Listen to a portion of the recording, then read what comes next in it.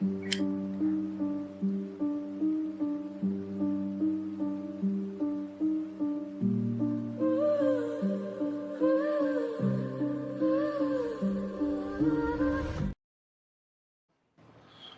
up, everybody? Welcome in, man. Back for another episode of We On The Porch podcast. Your only live broadcast podcast, bro. Brought to you on YouTube Live. You know what we talking about. We also broadcasting on Twitch right now. So for all my folks on Twitch, man, thanks for tapping in with us.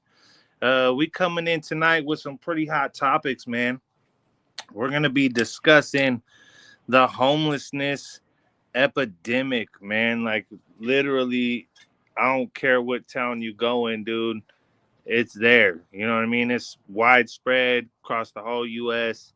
It's there, dude. So we're going to be touching down on that. We're going to be touching down on another epidemic that's widespread across all of the United States, which is going to be, drugs in general, but mainly fentanyl. You know what I'm saying? So we're going to touch down on the fentanyl. We're going to touch down on the homelessness.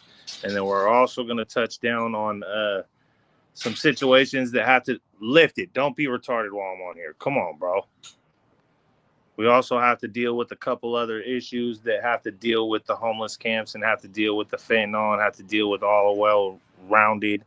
And that touches us down on a couple people in the area who we have brushed shoulders with that, ended up and probably still are, because I don't even know if some of them are apprehended, but serial killers, right? So on this podcast, though, I'm going to tell you like this. We don't put names out there, right? We may say victims' names if it's, close enough to us to talk about. But if it's just any general case information that we're discussing on here and it's not a personal situation, then we will not be putting any names or anything other than, general location, towns, things that you could look up on the internet. But that does not mean that even if you can look up the name on the internet, that we will be adding the name to the pod. We will definitely not be adding names to the pod. So I've tried to go through on any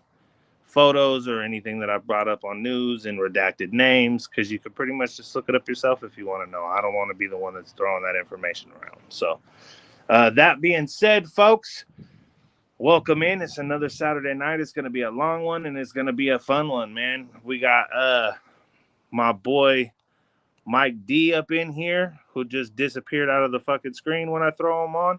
And then we got my boy Mag up in here. We're trying some shit tonight where we're going ahead and we're gonna fucking mute everybody and try to keep everybody on the hush so we don't have a lot of cross talking. So for my co-host, go ahead and make sure you look down before you talk, because you're probably muted. Other than that, man, let's go ahead and get this shit started, dude. So I know when it comes to the homelessness situation, right, we're getting ready to have our boy Cooley, right? He's on his way right now. He's touching down. He's got his boy Gypsy, who we've been trying to help out because he's been, dealing with living on the streets and shit. But honestly, every one of us have dealt with our fair share of underprivileged living, or, living on the streets, living in a car, having to fucking deal with, if you've ever ate at a Loaves and Fishes or a local food fucking line or a soup kitchen, man, then you know what's up, bro. You hungry, you gotta eat. Sometimes you bumping shoulders with some crazy folks, but that goes into what we're saying. You never know who you're bumping shoulders with when it comes to these homeless camps, man. So it's like,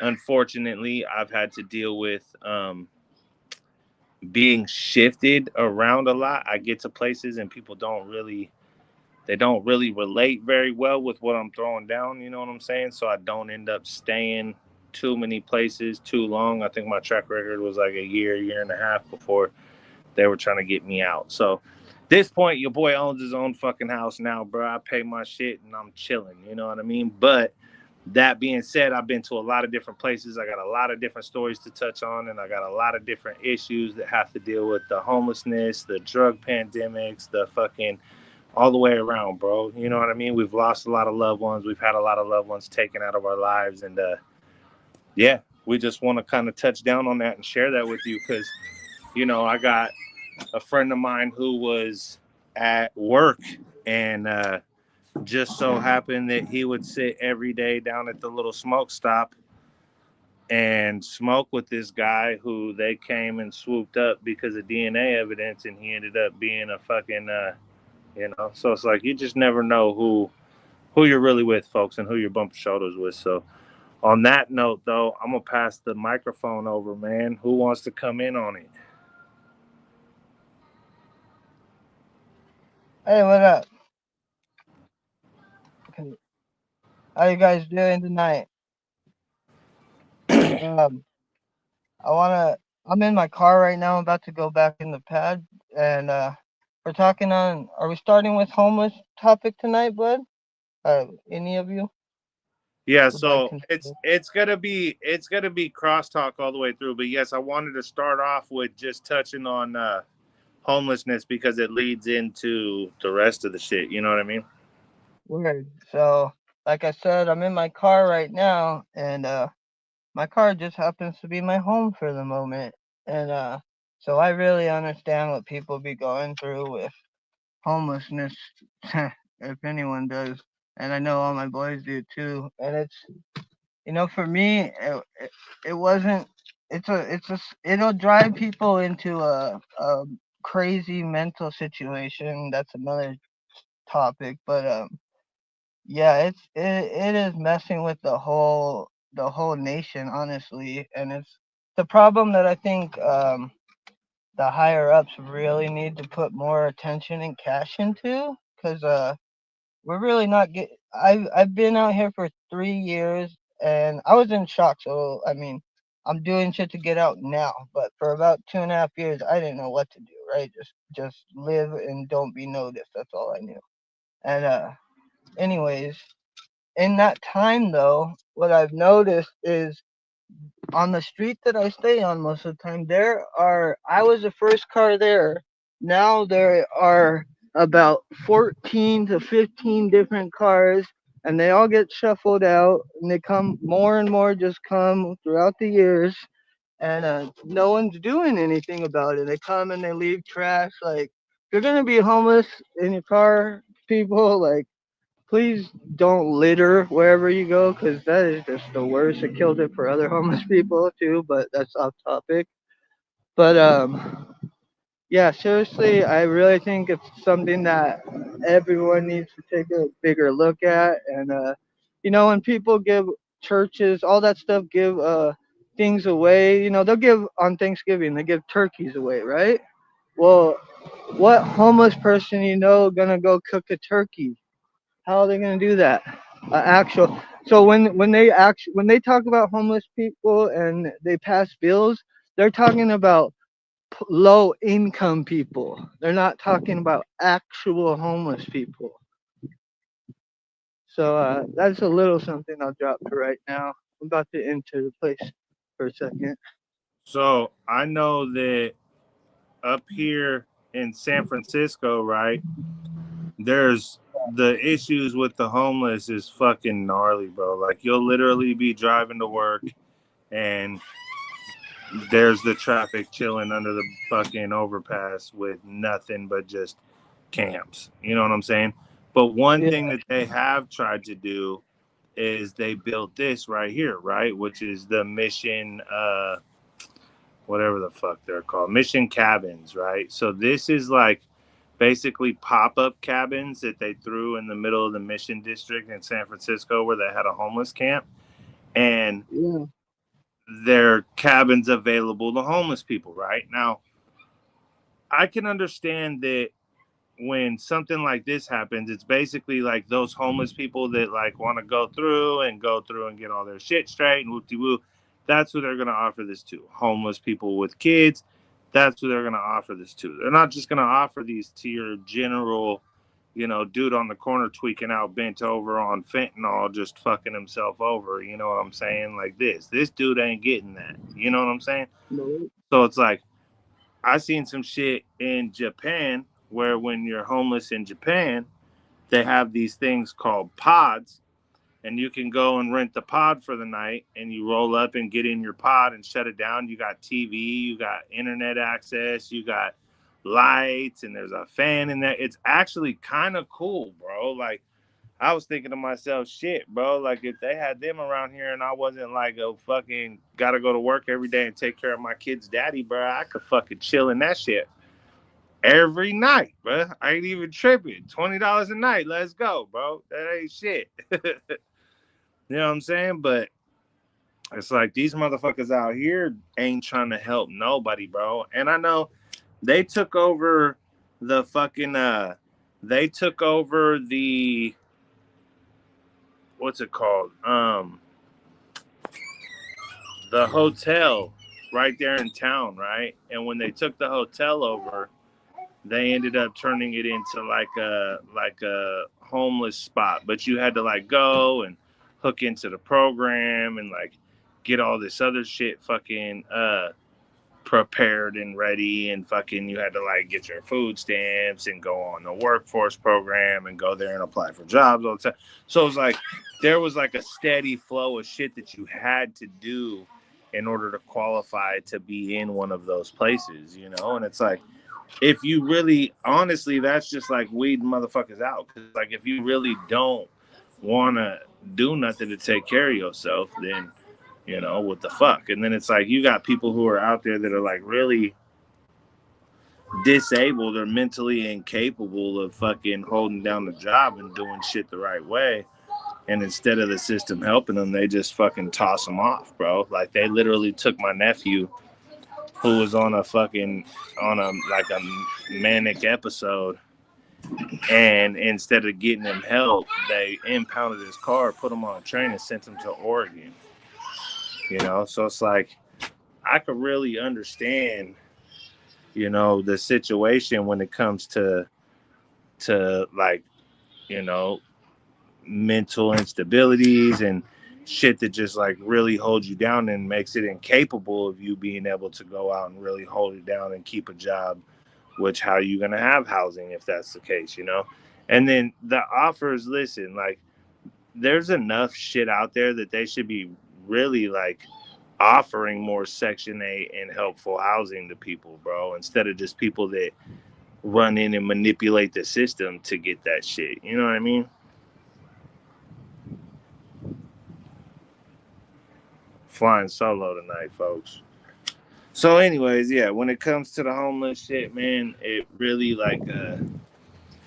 touches near and dear, bro, because like my little brother right now is living underneath a motherfucking overpass, dog. You know what I'm saying? Like 100%. And you know, I'm sure he don't like living under an overpass with bugs and bullshit and all that. You know what I'm saying? But he also didn't like the job and the opportunities that were handed to him enough to stop doing the stupid shit that he's doing either. You know, and it's like when you sitting there trying to have dinner with your kids and fucking bounty hunters come busting through your door looking for your little brother who has never lived at your house before, you know, it kind of puts you in that position of like, well, fuck, bro, I don't know what else I could do to help you at this point, bro. You kind of in the position that you putting yourself in, you know? So there's some people that no matter what you do, man, they doing them the easy way, you know? So it is what it is, folks. But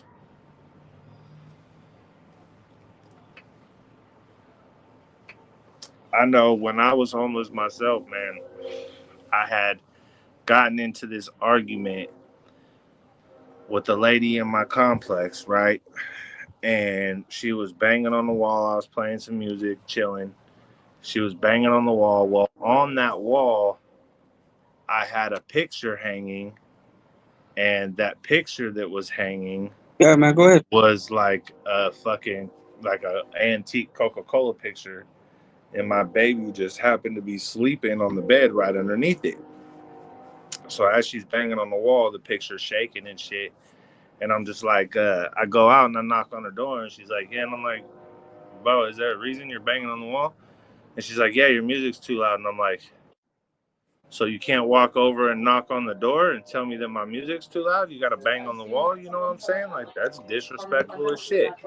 Like, who do you think you are just coming through banging on somebody's wall like that, bro?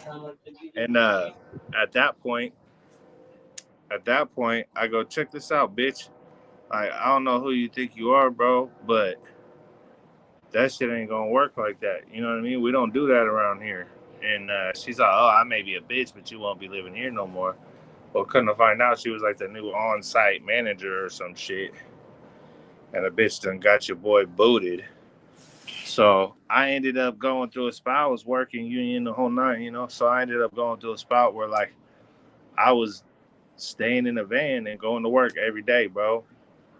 Having to mob over to like the YMCA or just wherever's clever to get a shower right quick and get shit cleaned up. Like we had homies that would let us come through and kick it, shower, do whatever, you know what I mean? But when it came to time to go lay the head down, bro, we was in the car, you know what I mean? So it's like that's my main experience when I didn't have the car, thankfully, because of who I am, because of what I do and who I know.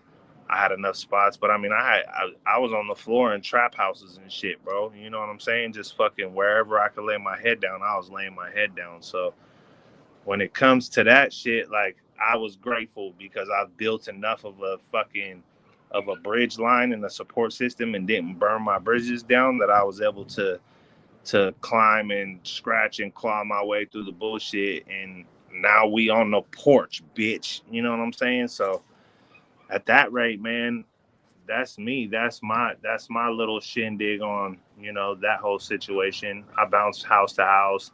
I was in Rodeo for a year.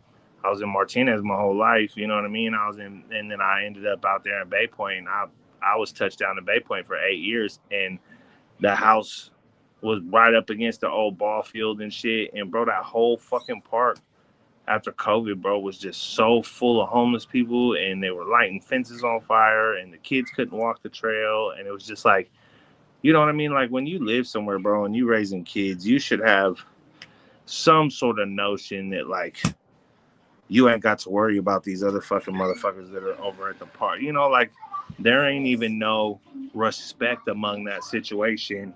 Shut the door, please, right now. There ain't no respect among that situation to where like they don't even leave an area clean enough or cool enough for like your kids to play half the time, right? When you go into one of them parks where there's needles in the fucking shit and whoop de whoop. So it's like that's where we get into homelessness of the kind where it's people that are down on their luck, have had some bad shit happen, right? And like fucking Jip, who's in a situation, right? Like fucking I was in a situation, like Mikey was in a situation, right?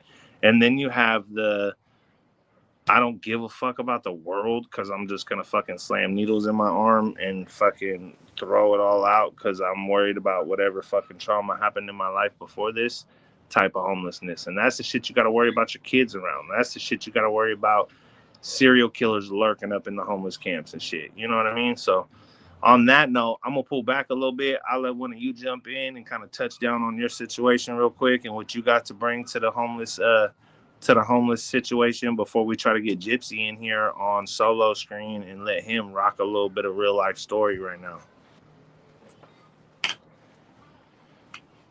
Go ahead, touch in. Somebody unmute.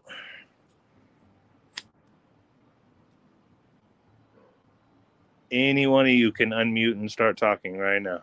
Yo, what's good? How's everybody out there doing? Yeah. Nah. Everybody will at some point in their life experience stressors or traumas.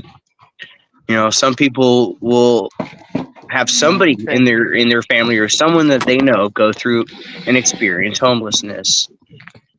But it is those people that either have given up or are like you were saying, Dub, have mental illness that aren't able to or capable of, and they end up trapped in a revolving door of a system that is broken, you know, because there are all sorts of things for the homeless, but the funding that actually matters is not there. The help that they need is not there. Society this day and age, it seems like they just want to feed their problems to keep them from committing crimes for their drugs or whatever you have you, but they keep feeding the problem. I live in a state where, like, they tried just letting the drug addicts do their thing, and it got really bad. It got really bad. Like the streets, man, you could walk down the streets and see people shooting up and smoking foilies and smoking meth, doing crack, having sex on the streets. I mean, it got really bad, you know, and it got to the point where it really hurt the town I live in. It hurt our tourism. The town I live in, its tourism is really important to it. It's part of what helps feed this little town, and it hurt our tourism, and it hurt our citizens here. You know, the people that live here, longtime residents and everything. It took away from them being able to feel safe to go through town because of what was going on. They couldn't bring their children, you know, and it just really started killing the pulse and the heartbeat of this town. And over the years, I've seen waves. Like, I used to be homeless on the streets here many years ago. I spent some years living on the streets. I lost everything. Long story, but you know, I remember then that there was a code of conduct. You know, we cleaned up after ourselves. The places that helped us, we respected and we cleaned up, and we didn't cause problems. We kept the riffraff away. And it started to become a problem with drunks, so they quit selling hard liquor and hard beer. And you had to go out elsewhere. You couldn't get it downtown. And then drugs started becoming a really bad problem. But they never did anything to fix it. Part of the problem I've seen is the fact that these states aren't doing anything to fix the problem. It's a housing shortage. It's the lack of mental health help. It's lack of drug abuse help. All they seem to want to do is to lock them up and use it as a source of revenue. And when they get back out, it's the same thing. And it goes over and over, and it doesn't stop. And it's like they don't want to help it. Like here, they're trying to criminalize homelessness. They're trying to make it so it's like a criminal act to be homeless, or try to sleep somewhere, or sit on the sidewalk, you know? And it's really sad to see the level of poverty that the United States have reached, especially the West Coast. It seems really bad on the West Coast. I don't know what it's like over there in the Midwest or the East Coast, but I know for a fact it's really bad over here on the West Coast. You know, not only that, but we have illegal immigrants, you know, that are here illegally, committing crimes, living on the streets, committing rapes, committing murders. Like, we have had a lot of homeless serial killers that have drifted through this place and have left bodies in their wake. Yeah, so let's keep it 102. I was trying to jump in on a minute ago, and Sorry. No, you're good, but Our cat, he came home. I was trying to keep it 100 and like, because the people out there, right, that don't really know about. Here, keep talking for a minute. I'm sorry. Yeah, no, it's really sad to see the fact that the people who are responsible for governing our states don't care. They don't want to help. And any resources that they have that they could use to help, they use to help themselves or to help their constituents. And that is really what the problem is they have caused this problem of homelessness, and they shuffle these homeless people around. Heck, I can remember that the cops here used to stick homeless people on buses to wherever they wanted to go just to get them out of here, so they didn't have to deal with them. I remember back in the day when they used to just take us and drop us on across state lines, say you're not our problem no more. Don't let us see your face, you know. And that's the way it's been. That's the way it's always been. And they're not doing anything to help it. They're actually trying to make it worse, it seems, with these laws that they create, with the drugs that they allow to come in, you know, because it's so easy to stop the flow of drugs. You know, you can easily just go Shit. to the faucet, stop it. Something else. It's not that hard. We all know, everybody knows that all this fentanyl comes from China. We all know that. You know, it's either coming from China to the cartels from Mexico, or it's coming from China to the cartels coming down through Canada. So, look, you're going way too broad spectrum at a Matter time. of fact, You're going from one to the other to the last, all in one conversation. I know, but it's What so. I was gonna say on the homelessness situation is there's gonna be people in the chat that have never dealt with being homeless, right? Or people watching, or whatever the situation may be, right? That what they constantly want to talk about is the shelters, right? Oh, well, why don't you go to a shelter? Well, what they don't realize is the stipulations to being in a shelter, right? So there's stipulations to being in a shelter. When you take a shelter that takes women and children, they don't take the men, right? So at that point, like, your wife and your kid can go to a shelter, but now you're on the street. Most wives ain't gonna fucking let their dude go kicking on the street by themselves, right? And most fucking men ain't gonna let their wife and kid go into a homeless shelter where they know that fucking people are grimy by themselves either, right? And then you've got the typical people who aren't the ones that end up in random homelessness, who need the help to get back on their feet because something happened. You got the ones that are, you know, drug addicts and won't go to the shelter because of the fucking because of the curfews and the random book. Please handle that for me like you do in the house. The curfews and all that bullshit, you know. So it's like, you got to understand, folks, that like, when it don't get dark till fucking 10 o'clock, but you got to be inside this homeless shelter at 9 o'clock. And then most of the time, people are in there jonesing like a motherfucker, so it's a fucking flop house. You know what I'm saying? So it's like, most of the outlets that you would think that you would have in these kind of situations aren't really the outlets that they portray them to be in the media and on the news. You know what I mean? So I just want to throw that in there.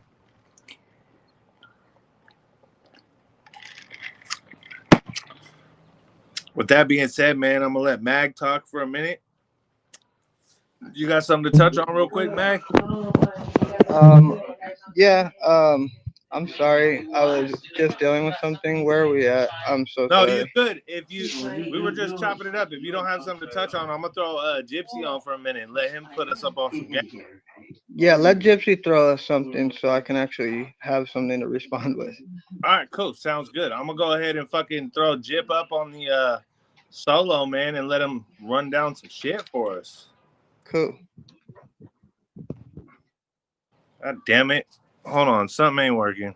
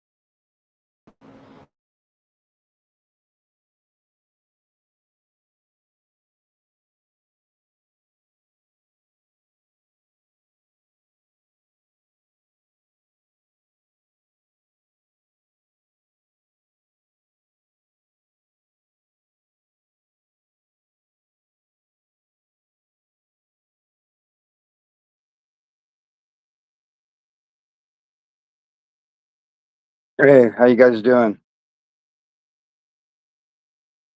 What's up, bro? How you doing, Jip? I'm hanging in there, man. It's hot down here Why today, does it keep man. switching? Caden, are you in there Hey, switching? Jib. Nice to Hey, see how you. y'all doing, man? Nice to see you guys, man. Thanks for Really having fucking me. pissing me Hey, off. thanks for being on, dude. Yeah, man. Man, my life is it's all fucking crazy right now, man.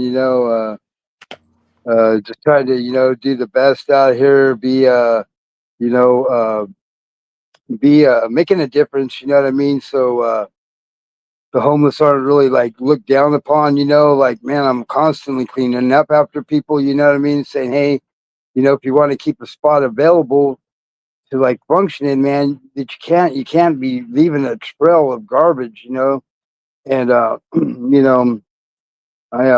so I promote positivity, you know what I mean, in a negative environment, and I'm like the only one really pushing that, and for that it's challenging. It wears me out a little bit, I last night I decided to switch places in town. I came back south of to the west side, but the southwest side, and where I got some old friends I haven't seen in a while because I've been on the north side. So, but it's all good. You know what I mean?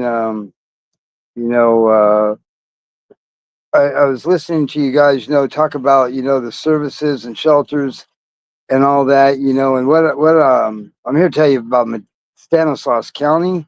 um the I know I've been in a lot of like treatment and shelters and stuff like that over the years, and what works best is when you have those shelters ran by people that are demonstrated a social model approach, which basically means they've been where you're at, they know what it's like, and they tell you how they show you a formula for how they did it, and that is I find one of the best ways uh, for the shelters to be ran or programs to be ran, because if you don't know where I've been, then how can you relate to me? You know what I mean? So, but if you've ate out of dumpsters and you've done this and you've done that, you know, uh, slept in a bandos and all that stuff, then and you made it out of that, well, then we got something to talk about, because uh, I want to know how you did it, but yeah, I don't know. I don't like the shelters. I think they're really cliquey between the staff because they haven't been homeless before. They've got a job there, and they have they just haven't like done any. They carry all their garbage into work and all their bad habits and stuff like that. A lot of times they're young, and they're just there to collect a check and not taking responsibility for the areas they direct you to, And so, therefore, I stay out of the shelters, and I'm not. And then I risk citations for it's I think citation is called illegal lodging, which is basically sleeping anywhere that's uh, private property or um, um, places that have security companies that patrol them. Uh, so I got a illegal lodging ticket one time, and it was the 3 months I had to appear in court from the day I got the ticket till the date I had to appear was 3 months, and then I appeared on the date, and they hadn't filed any charges on me, so apparently the DA didn't pick up the case, and I didn't receive any consequence. But you know, that could change at any time. I haven't seen the cops arrest anybody lately or give anybody citations for illegal lodging. Most people have a bunch of illegal lodging tickets, and what they do is they just let those things stack up and don't appear on them in court until they get a warrant, and then the cops take them in and cite them out, and so they go to jail for about 10 hours and they're back on the streets in Modesto. And I've even seen them be rearrested again for the same thing 10 hours later. So they've been to jail twice in less than 24 hours. It's just a trip, man. You know, the taxpayers' money has better places to go than be out there taking homeless people to jail or sleeping on the sidewalk or whatever, you know? Yeah, so they did that shit to my pops, took him to jail for some bullshit. He was homeless, living in an RV on the side of the road. And he ended up going to jail for some bullshit. I bailed him out. They filed like 10 charges on him or some shit. And then I bailed him out. He called me fucking crying and shit. I go bail him out. They literally come back like fucking 9 hours later and pick him up for another charge and throw him back in jail again. And I'm like, so you just made me waste every fucking dollar I had to scrounge up for you, and now my name's on some bullshit where I owe when you jump bail. Come on, bro. Really? That's how you guys are doing fucking normal fucking civilians, bro? You doing normal people who care enough about their family members to help out their piece of shit family, and you're gonna let them go down for it? Like, that's the learning lesson you're trying to fucking help people with, you know? Like, it fucking drives me nuts. Yeah, it's a real fucked up situation, you know what I mean? All the way around, you know. They don't have a okay, so the system's designed for failure. You know what I mean?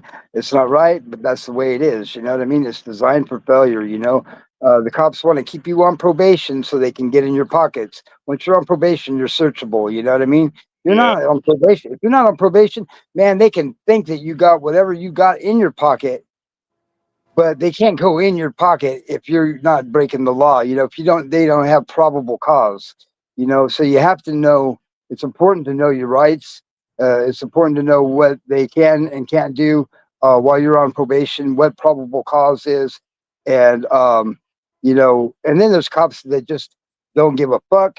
And they bully their way around, you know what I mean? And they do illegal shit, man. The cops do illegal shit, and they take it to court, and or they go to court, you know, on a illegal search, you know what I mean?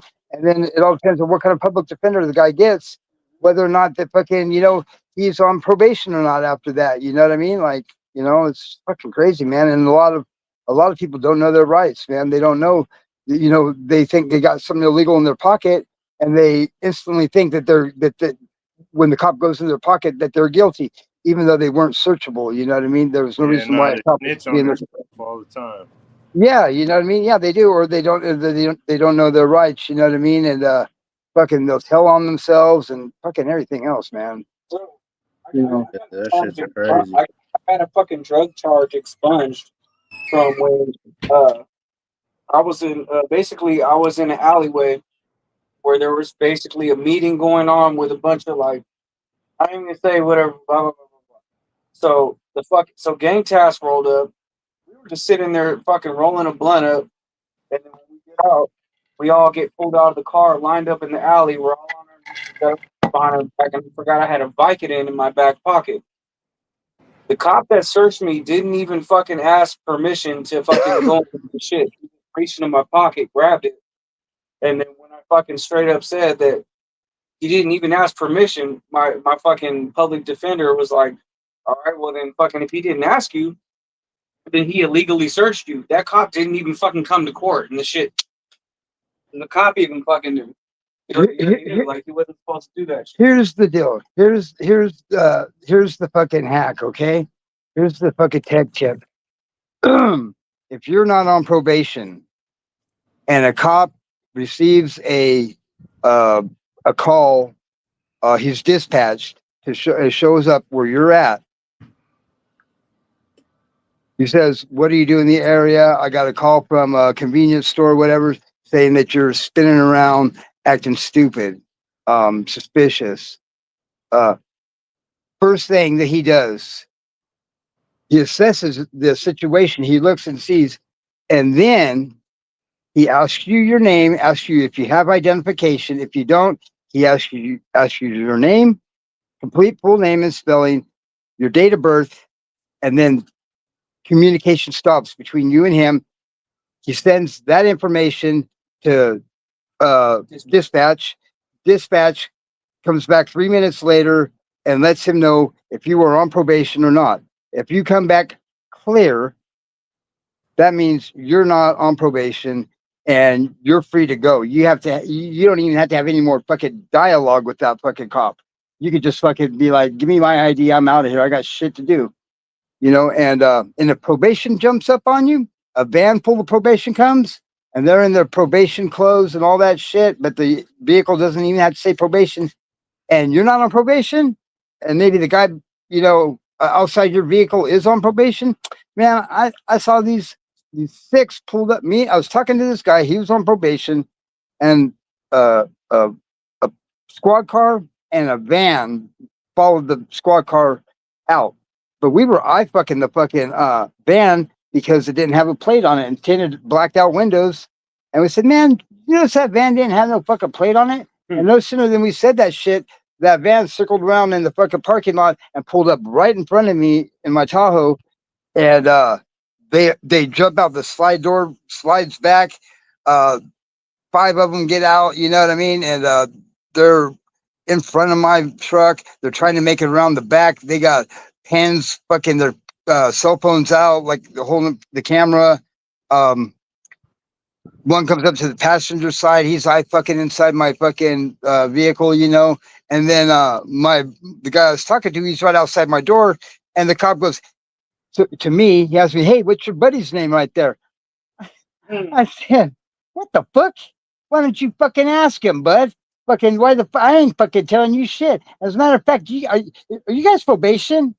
One says, "Yeah, we're probation." I was like, "Great, I'm not on it. Beat it, fucking, I'm out." And I put my shit in reverse, man, and fucking, I backed out, fucking, Walmart parking lot, and I fucking gassed it out of there. They're not cops. They can't fucking cite me for fucking. They're probation officers.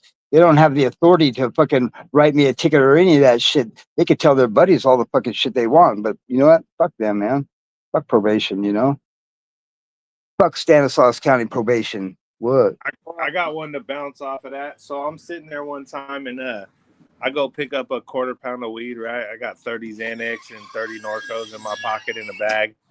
And I'm pulling up into McDonald's. I got like 3 homies in the car and shit, a dog. Fucking, we're all mobbing through. My boy's in the back of the van as we're sitting in a drive-thru, and he says, "Hey, bro, there's a cop right there. I'm ordering my food, right?" And I'm like, "Oh, it's good. I ain't tripping." And he's like, "Nah," he's like right there behind us. And I'm like, "It's cool. Maybe he's getting food or something." And he's like, "No, he's outside of his car and he's got his gun pointed at us." And I'm like, "What?" And I'm like driving and pulling up to the window, and I look, and he's like coming along the side of the building all tactical with his gun drawn and shit. And as I go to pay for my food, I pay for my food, and he's like, "Put your hands up." And I'm like, "Cool," So I kept my hands out the window or whatever. And then I look over, and there's one at my fucking front of my van with an AR sitting on my hood, pointing right in the car.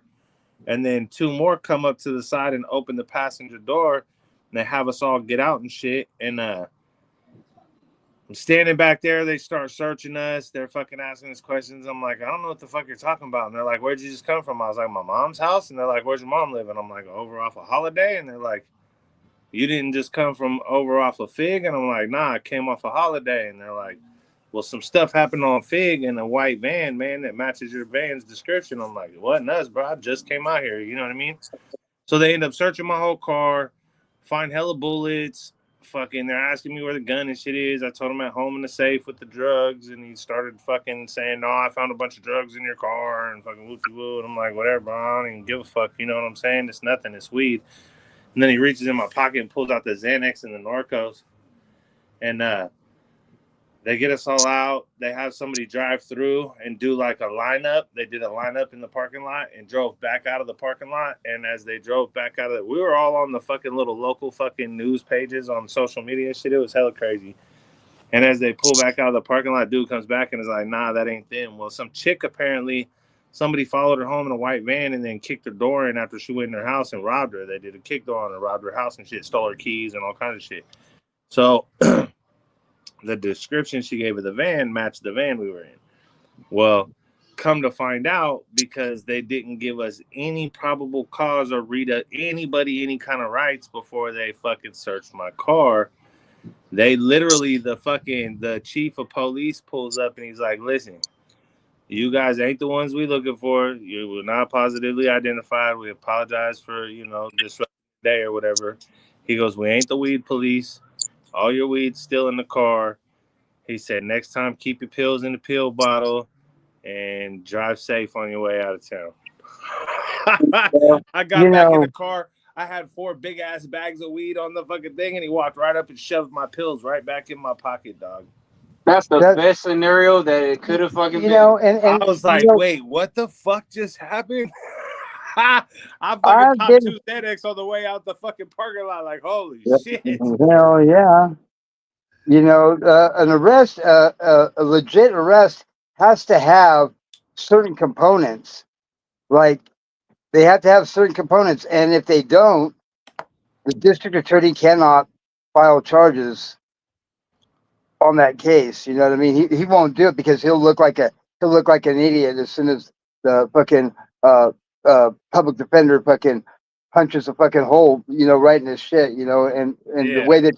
the way that they do that is probable cause, and to make probable cause stick, you have to agree to what the cop says. That means I have to agree. When he told me that the reason why he pulled me over is because the light on my spoiler, my third tail light, didn't work. All of your lights have to work on your vehicle. If they don't, they can pull you over and give you a citation for it, to fix a ticket. Yeah. But it's probable cause to pull you over. But so he pulls me over and he says, I said, why the fuck did you pull me over? He said, because your spoiler, your third tail light didn't work. And I was like, what the fuck? Well, he didn't write me a citation. A citation would have, a signed citation by me would have meant that I acknowledged that I wasn't admitting guilt, but that's the reason why I got pulled over. But that's the cop's proof. That's the cop's proof of why he pulled you over. If he says the reason I pulled him over is because the third tail light was out and he doesn't write me a citation, it's his word against mine. Yeah. And he can't prove that. So the public defender or your attorney will file a motion to suppress all evidence found after that. This what will take place after you sign the ticket is they get to look in your car or whatever, search your car, or he just looks over your shoulder. And in my case, he looked over my shoulder and he saw an open bottle of vodka. And but the reason why he pulled me over was because I dropped somebody off at a high traffic house, and that's why he pulled me over, because he got right behind me after I dropped that person off. And then he made up an excuse why he pulled me over and said it was my spoiler light, but it wasn't. But when he looked over my shoulder and he saw the bottle of vodka, then he had probable cause to go inside my vehicle. And then he found an empty bag of had just meth residue in it. And but I never received the ticket. So that's how I got that case dismissed. Yeah. But now, man, I don't even fucking do a goddamn thing, man. I am like the most legit gypsy that I've ever been in my life. And it's because, man, I've done enough time, man. And these cops and the bologna sandwiches ain't that motherfucking good in jail. You know what I mean? Bro, I'll never eat bologna. Scoops are over $1 a piece. You know what I mean? Like, oh, come on, man. Like, and it's just fuck it, man. It just ain't what it used to be. Yeah, them bologna sandwiches are dry as fuck, bro. Them shit. Well, it's not even bologna. I was like, why is the bologna green, bro? Like, it's all turkey. Yeah. It's all turkey. It's turkey bologna, turkey salami, and turkey or tofurkey. It's tofurkey turkey. Tofurkey. Yeah, tofurkey. Yeah. Tofurkey. Yeah, tofurkey turkey. So anyway, yeah, so it's man, let me tell you what, fellas. I'm on my way up and out of this fucking this shit in my life right now, because this is my last really, get it together, gypsy, you know what I mean? And I've done it before and I do really well at getting it together and getting the fuck up, but like I said, one of the last 2 times I was on was, this is kind of like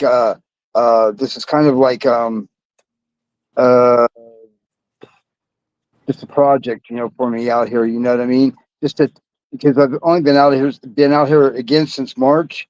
Prior to that, before March, I was in jail for a year and a half, and then I was homeless for about a year and a half, living in a motel, bouncing motel to the or in my truck, and but I'm about done with this shit, man. I got my credentials coming next week. Thanks to you guys, really. You guys didn't even know, but coming out here and just speaking on just not even on topic, you know what I mean, but just speaking, Mhm. about what's going on in my life, man, is Yeah. it's got me back to doing my part, man, which is going down, getting my fucking ID, sent to me again and stuff. You know what I mean? Getting my social security card and shit. Man, my ID and social security card. Then I can go to work, man. I'm a journeyman carpenter, man. I can go out and frame a house, man, or roll a roof or anything. You know what I mean? And Here, I brother. get I get a job anywhere. Oftentimes nowadays, I'm the only white guy on a 60-man construction team. You know what I mean? And Yep, I'm a drywall lather metal stud carpenter, so yeah, yeah. exactly what you're talking about. Yeah, man, you know what I mean? And it's all good, bro. I'm just there to work and fucking, you know what I mean, pay my rent and get back Yeah. on with my life, you know what I mean? And so I got some apologies to put out to my old landlord and shit like that. But when a person approaches and says, "Hey, I apologize for, dropping the ball," man, that really goes a long ways, man, to people that rented to you or believed in you at one time. When you come back and you say, "Hey, I'm willing to pay you the back rent I owe you," or whatever. And Yeah. I'm just asking if you would give me an opportunity. If you don't want to, hey, I understand. You know what I mean? I understand. That's just fucking. It goes. It hurts people. You know what I mean when they don't get their rent or whatever. But the Yeah. last guy I rented. The last guy I rented from, man, he was a Paisa man, and I had full house privileges, my own bathroom, $700 a month, and on like an acre and a half, man. And he worked nights, I worked days. We'd see each other only on the weekends and make a 12-pack, and it was good, man. You know what I mean? Yeah, life's just good. Except I'll be doing it this time without my wife, which is even better. Yeah, I saw that bitch on the bus, and she didn't even say shit. What the fuck? I got married for 10 fucking years, man. This fucking bitch is so disrespectful. Never cooked me one fucking meal in 10 years. She can kick rocks, kick gravel, and travel, bitch. Fuck that shit. Amen to that. You know what I mean? Yeah. Anyway, I'm over at my boy's pad and shit. And fucking, it's cool. I told him, yeah, I remember I lived in one of these things too. Fifth wheel trailer, whatever, you know what I mean? Fucking Yeah, I lived in one of 680. those for a minute. So I went from Stepping stones, man.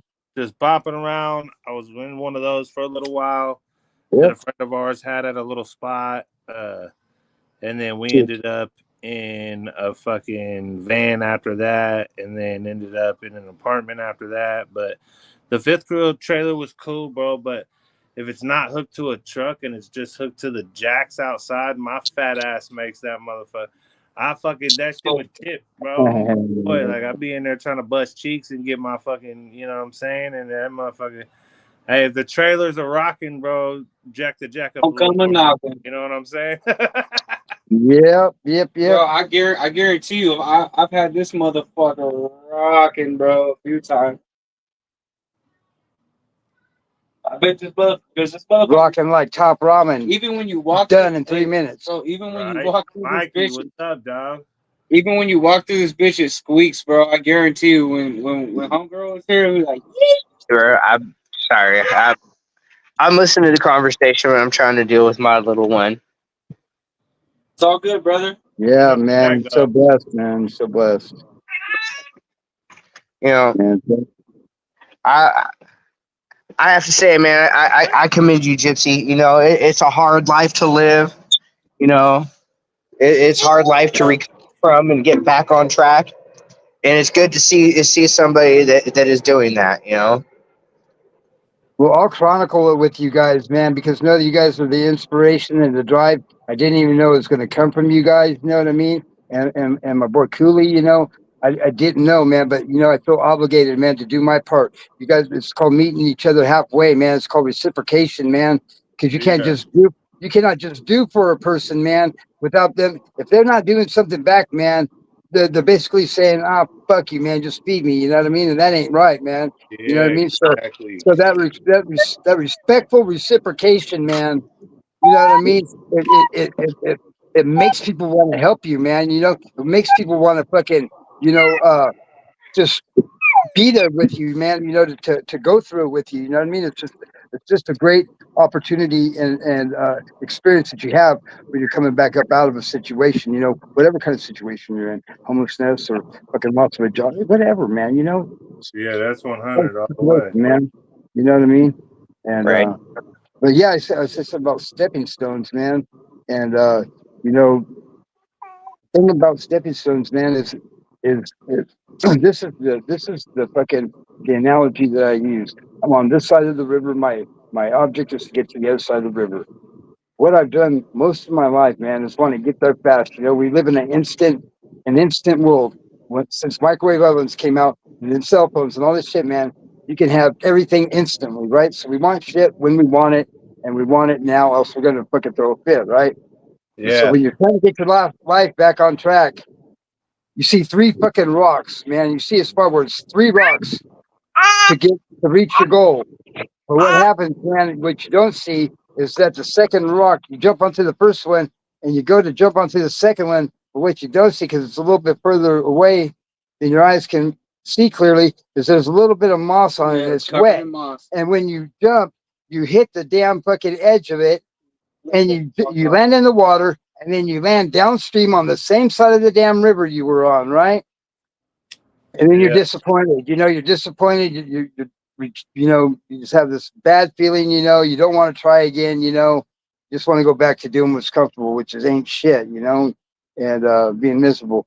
So what you So do is when you make it to the first rock, you stop there, man, and you give yourself credit, and you go out and you have dinner. You know what I mean? You talk to the guys that are your sounding board, and then by the time you're done marinating in that for a week or two, and you Drew, we're felt that, talking about and homeless. you felt that, what has happened, man, is that river has dried up a little bit, and another rock has been exposed that you didn't see before, and it's closer. It's in between those two rocks, so you Yeah. can easily go from that first rock to the second rock. Yes, You know what sir. I mean? Sit there, man. 100%. You sit there, and then you fucking then you just embrace that moment, man. Yeah, most definitely. You embrace that moment with people, your stakeholders, the people that believe in you, man, the people that are fucking coming through and buying you a fucking burrito, man, fucking once a day or whatever, you know what I mean? Those guys have a vested interest in you and they want to see you fucking make it. You know, they want to see you be successful because you're getting fucking heavy, Yeah. man. You know what I mean? So You know? my And these, son's Right. and these, teacher, my son's teacher's motto right now is "Don't take the elevator to success, take the stairs." I like fucking that. A right, man. And I'm like, I Fucking yo, like A that's that. what's right, up, man. bro. He Work, just work, hit the work sixth your grade, work and your I'm way to like, the for a top. sixth grade teacher, that's a great fucking motto to have. That, You know what I mean? It that's is, man. amazing, bro. And It honestly, is. just hearing that, bro, to me that just means work your way to the top. Don't expect a fucking expressway to get up there. Don't expect anything to just be handed to you and shit to just happen for you like that. You have to do the fucking footwork to get to where you want to be. Period. That So I allows Exactly. fuck with this teacher. That's dope as fuck, bro. That's fucking dope. that allows a sixth grader, right? That allows a sixth grader an opportunity to develop traits that he needs later on in life, such as 100%. patience, 100%. Critical thinking. such as patience. You know what I mean? Such Yeah. as don't rush into shit, man. You know, man, I've been a peace worker all my life, man. You know what I mean? I get paid by the job, man. You know what I mean? I go in there and I never substitute quality for quantity. If my quality is going to drop, then I find that zone right there, right, to where I can still bust it, but my quality ain't suffering, right? So, I don't know where the fuck I was going. I just had a major brain fart, man. I ain't smoked a Real week quick. today. While That you're thinking, happens. I'm gonna go to the store real quick. I'm gonna get us some brews and I'm gonna get us some food and shit. All right, all But right, here, just post okay, up, man. Keep all rocking. right, all right, all I'll be right, back all in a right, all minute, right. Thank fellas. you, bub. Thank you, Josh. I love Cooley, man. This guy, man, I tell you what, man. You know, I can tell, man, when he listens. You know what I mean? And that's just really good, man. It gets quiet, you know, when he's listening and stuff, man. You know, I'm an old man. You know what I mean? I'll be 58 on my birthday. You know, and it's taken me a long time, you know, to actually work formulas effectively in my life. You know what I mean? Right now, I have no doubt, you know, no fucking doubt. I feel it coming, man, because it's so fucking grimy. I can't stand it out here. You know what I Yeah. mean? Like people Yeah. are doing things, people are doing things that I would be fucking embarrassed if I did that shit, man. You know what I mean? Like I would be fucking. Man, I would not even show my fucking face, man, if I did some of the shit these fucking people are doing around here. You know what I mean? Like Telling you, bro. fucking like running off with other dudes as old ladies and just fucked up shit, man. Like, you know, hey, you know, I just I thank you guys, man, for welcoming me into your lives, man, Yeah. And that'll and I'm man, glad you you guys, showed up. yeah, man, hey, it was really like on the wire too, man. And the last I called my boy up and I was like, "His song, get here, pick me up now. This is where I'm at." And he came in, and you know, fuck yeah, man, this is good, man. This is good. You know, I get stretched in doing the next right thing out here sometimes. You know what I mean? But it's Yeah. where I live. You know what I mean? It's where I'm living, man, on the streets. You know what I mean? I'm living on the streets, and but I tell you what, opportunity is coming my way every day, man. And I tell you what, I give it to God, man. It's His divine intervention in my life is making me just it's just turning my stomach. You know what I mean? God wanted me to see this stuff and for it to turn my stomach. You know what I mean? Because I'm really, man. I talk to people every day, and today I talked to some people that I haven't talked to in a couple months, and some people that fed me a couple months ago. They're just some homeowners in the neighborhood where I was at, and I was walking by today, and he was out. I just was telling the person that was walking with me. I was like, "Yeah, man, I know this guy and his wife, and they fed me." And he was out, and I said, "Hey, man, how you?" And he was out today, and I hadn't seen him in 3 months. And you know, I went up there, man, and you know, yeah, we started talking about the word a little bit, and he started quoting the scripture, and I was like, "Yeah, man, I know where that's at. That's Matthew 6:33, and it's seeking God first before anything else, man. And He'll give us the treasures of our heart, but we've got to seek Him first, man. And I don't do that oftentimes, you know what I mean? And that's why I get what I get. But um, I'm telling you guys that, today for myself, that when I do that, when I involve God in my life more, man, the rough shit goes away, man, and it's good stuff. But it's sometimes it's uncomfortable, you know what I mean, to be doing the next right thing, man, because of the people involved that you have to deal with, you know, such as coordinators and you know staff of some sort of fucking program or whatever, you know, just make it real challenging, you know. Yeah. Like Monday, all I gotta fuck with is DMV. You know what I mean? I got I got a fee waiver, so it doesn't cost me anything to get a duplicate ID because Nah. they stole mine in my luggage about a month ago. Yeah. I had that motherfucker one day, long enough to give me a government phone, and then it was gone. Bam! Like motherfuckers, man. Yep. That's how it Right. is out there, bro. It's fucking. That's how it is. You know what I mean? Like, hey, you know, it's how it is. And these are the same guys that you fed the night before. You know what I mean? Same Yeah, guys that that's you what got. it is, man. Like we were on here talking to this dude named fucking Manny, right? And he's a homeless dude that somebody told him that he could hop on YouTube and start catching donations from people. So he ended up going on, doing some shorts and getting this shit enough to go live. And then he just goes live and like he tells like off the wall stories and fucking, you know, he like baits the chat and like talks shit to people. And I mean, he's funny, like, but when I first started watching him, he was in his car and he would like sit and listen to like reggae music and like his vibes were cool. he's like super pock faced, so people always like fuck with him and make fun of him for being pock faced and shit. And like, so he gets hella trolls, but he's got a little community of people that follow him and help donate and shit. And I was rocking with him, just talking to him on live. We would go live together. I kind of let him know what kind of shit I was into. I would play my music and let the people know, come check my music out on my page and shit. And then he ended up like super weirding out on me, bro. He like full blown fucking acted like I was trying to steal all of his subscribers. He acted like I'm like, how am I gonna steal your subscribers, bro? I'm not even in here trying to make money. You know what I'm saying? Like, I go to work every day, dog. I bought my house. I'm chilling. I'm just trying to push music and push positivity. So they acted like I was a piece of shit because the people in his chat would talk shit to me, so I would talk shit back to them in the chat, and then everybody acted like my vibes were all bad and woo-woo, and I'm like, check this out then, fuck all y'all, you know? So it started like this big old ordeal, but like we were really like this dude, the way he acted and how he was like catchphrasy, you know what I mean? Like he did some of the stupidest shit that we were like, fuck, bro, you could literally like make t-shirts with like the Forrest Gump bench and a rock sitting on it, because he's like, I got my peace rock. So once he got his car taken away, it was a whole nother ball game. Like the second he lost his car, he turned into a whole Danny. You know what I'm saying? Yeah. So at that point, we just like, he did some weird shit on my live, and then he acted hella weird, and then he stopped, like, we stopped fucking with him. He started trying to troll my shit and fuck my shit up. So like the motivation for what we were trying to do, just in general, just to like, so that fool, he was on there literally just panhandling, right? And like, we weren't really about that shit. Like, we're about trying to see somebody that's willing to, you know, take the opportunities that we push towards them and use them to help better themselves.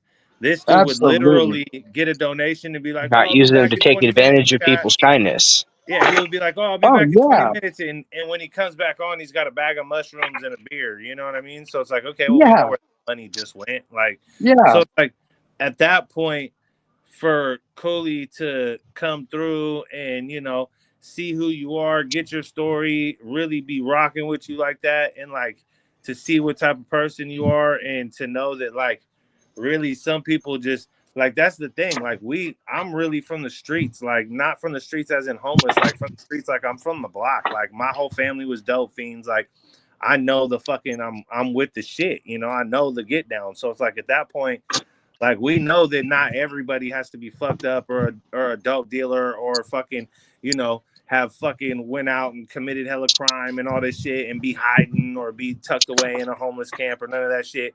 You know, there is some people that, you know, fucking lost their job and can't afford to pay their shit, or they got pushed out of their house because the person who they've been renting from for 20 years decided that they don't want to be there no more. You know what I'm saying? So there's that situation too. But that's what you gotta watch, because when you're in that situation where you're stuck being in an area that's considered a homeless camp or a homeless area, right? And you're one of those people who is just down on their luck. You ain't never dealt with the streets. You just literally have nowhere else to go.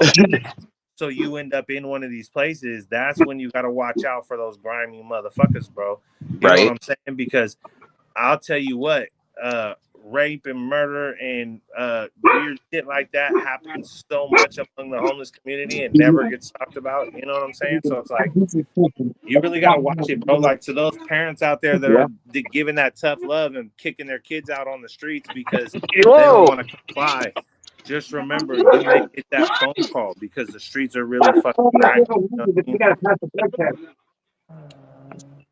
Yeah, here's the deal, man. If you're helping a motherfucker, like, okay, look, I'm gonna help you out, man, financially, weekly. I will give you this, man, but this is what I expect in return: that you can pass a drug test. You know what I mean? And if you can't, that you will be able to the next time I ask you the following week. You know, just that's what I'm asking, and it's not to punish you or anything, but to help you. You know what I mean? Like encourage you. You know, and you know, that's like all these programs that are in place now into tiny homes and all this stuff, man. It's those things should be in place, that they can pass a drug test. You know, we'll put you on we'll put you on the list, man, for a tiny home. But this is what we want from you. You know what I mean? Is to be able to pass the drug test within 2 to 3 weeks. You know what I mean? And those are the ones that should be getting these homes, not people that fucking break all the like your fucking your file your file your fucking your fucking C file, man, how you've been dealing and shit. If you've had any and been in shelters or whatever and had any disciplinary sanctions put against you, when you start getting that you're a troublemaker or whatever, man, you need to go to the back of the fucking list, you know what I mean? And let people that are actually trying to do this damn thing, man, go to the top of the list and receive the help and assistance that they need, Yeah, 100%. But I'm the kind of motherfucker, man. I just go to work, you know what I mean? And fucking, I just go to work. I make good money, and but I've been on vacation, man, just out chilling with the motherfuckers and trying to fucking promote some positivity, and because motherfuckers now they got this new book out, man, and that shit is ass backwards, man. They took a book that was written before I came into the system and that was working fine. It was very structured, very disciplined, but it just was how it was, man. And you didn't fucking try to alter that or anything. And slowly over the years, it's evolved to youngsters rewriting this fucking book, and they got this shit all fucked up. They're doing dope in the pen. They're fucking all strung out on Suboxone in the fucking penitentiary, and they get out with the habit, and they get out to smoking fentanyl, and they're just fucking doing shit wrong. You know, well, I'm 50. I'm almost 58, man. And you know what, man? I've held the keys all over the fucking place, man. And I've done passed the torch, man. I let these other motherfuckers do it, and they are doing it fucked up. It ain't right, but it's the way it is, and you got to have some acceptance with it if you're gonna stay out there and fucking playing the game. You know what I mean? And that requires you fucking changing your ethical fucking your ethics, what you believe in, man. I can't fuck with that shit, dude. I fucking never got high in the pen ever. I was a fucking frontliner, man. Fucking like Now that's all fools do is crash out in there, bro. it's there's fucking, you know what I mean? It is fucking, it is, man. I don't even want to fucking hear Modesta come out of these motherfuckers' mouths, man, because you know what? I set the standard for these motherfuckers and they didn't pay attention, man. All the fucking goddamn fucking riots and shit, the fucking near fucking riots, fucking everything, man. You know what I mean? I towed the fucking line, man, and these motherfuckers have no respect, man. They won't do it. They fucking do shit their own way. Say fuck the old man, and you know what? We'll say that shit to my face, motherfuckers. Right. I'm on Carpenter Road. What's up? Yeah. Yes, Fuck. sir. So what's up, man? You're not there about my job no more, or what? Like, Probably not. I'm on Carpenter Road for now. You know what I mean? I'll probably be back because some of those motherfuckers over there fucking crying and missing me. So I got a phone call today from somebody fucking I hadn't heard from, and that's so what's up, man? Like, we touched on the homelessness for like an hour now, but I kind of want to tap in with you on like the way that the shit goes rampant. So it's like you've got the homelessness, and then you've got the people out there that could very well be like chilling at home. Some of them have like a wife and kids at home, and they're just so caught up in the drugs, they're out there just doing the drugs instead of doing what's right. You know what I mean? And yeah. being in a position where I've had a few vices myself. Like, it's understandable, people's headspace and whatnot. I get it, but at the same time, like, I don't, because I feel like when it comes to the fentanyl situation, that fentanyl is literally a fucking Come on, population control drug that you they were just get your ass like, outside. I told you.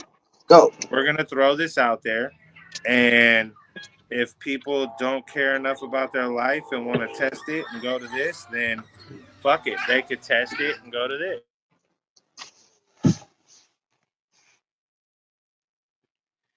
Yeah. And at that point, it's fucking. That's why so many people are dying, bro.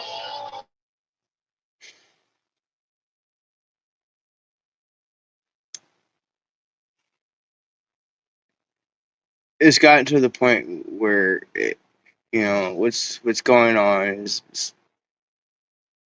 it's unacceptable. It's an epidemic, man, of grand proportions.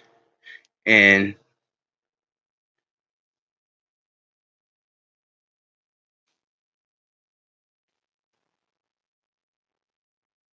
where was I going? Damn it! But no, it's gotten so bad. It, it's almost like the people don't even care. Like he was saying, man, some of the shit they be doing out there, like how can you even like want to show your face around after some of the shit you be doing? The shit I've just seen just going through town, and I've seen a lot of shit in a lot of places.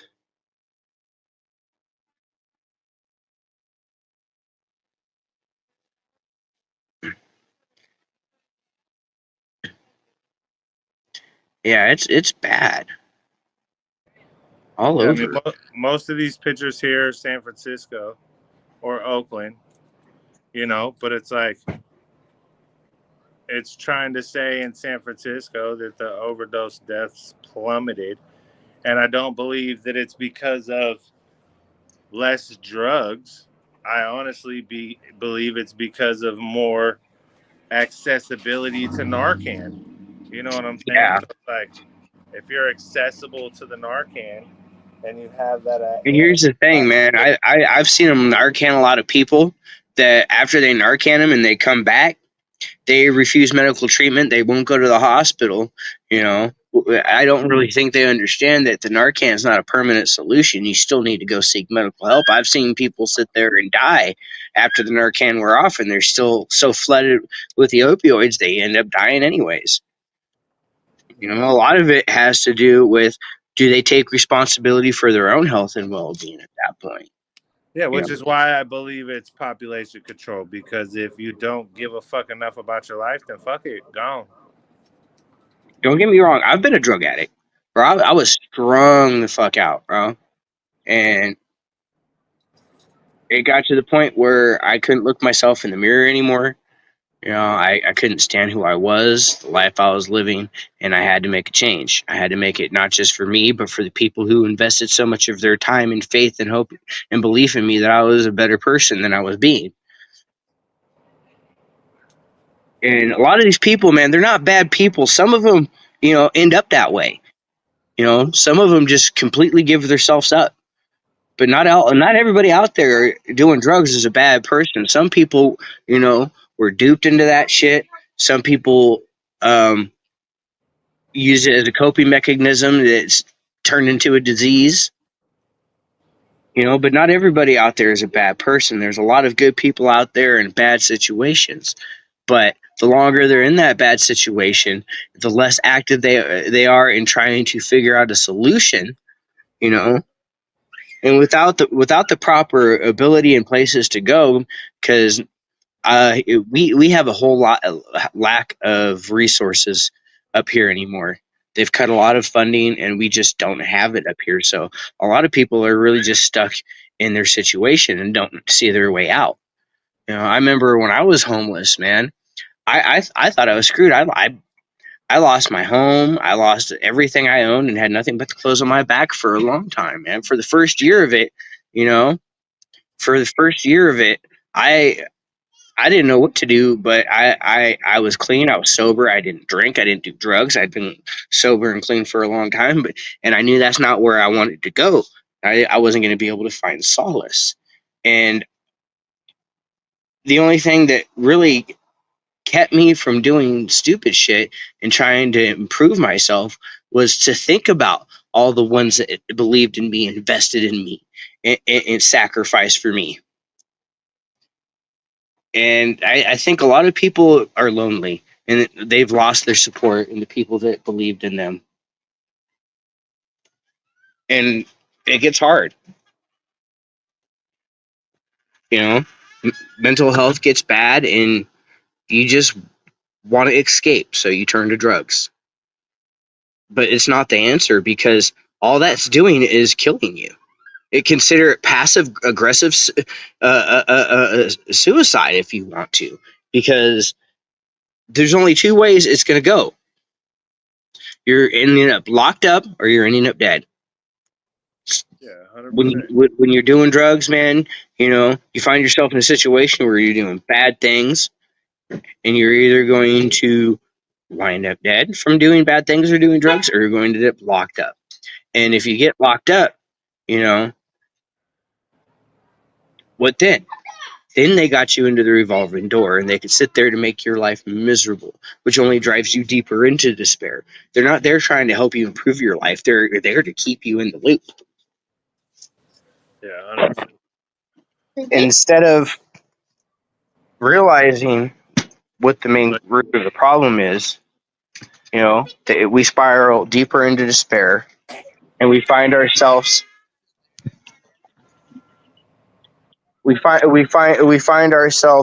once again going back to the drugs to deal with things. Yeah, Right?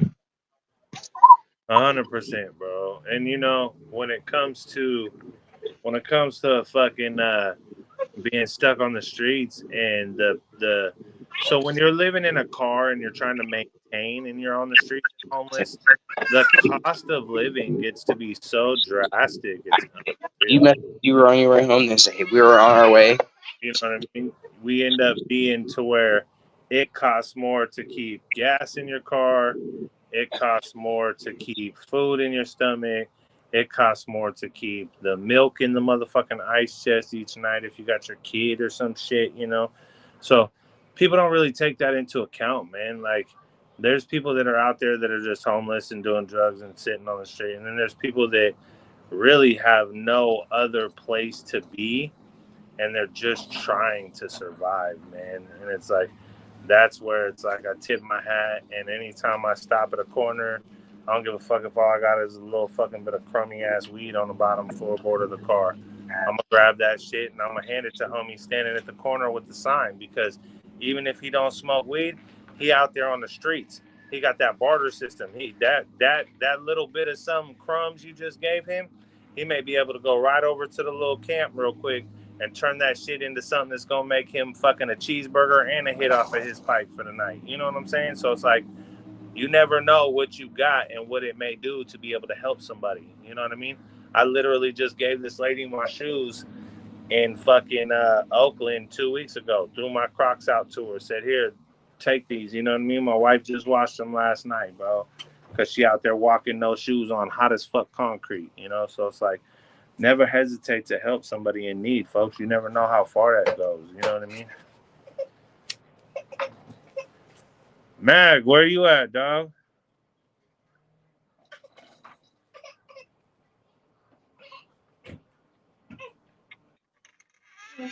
Yeah, no, man. That's what really turned my life around, man. Is I got to a point where I wasn't able to get work. Nobody would even.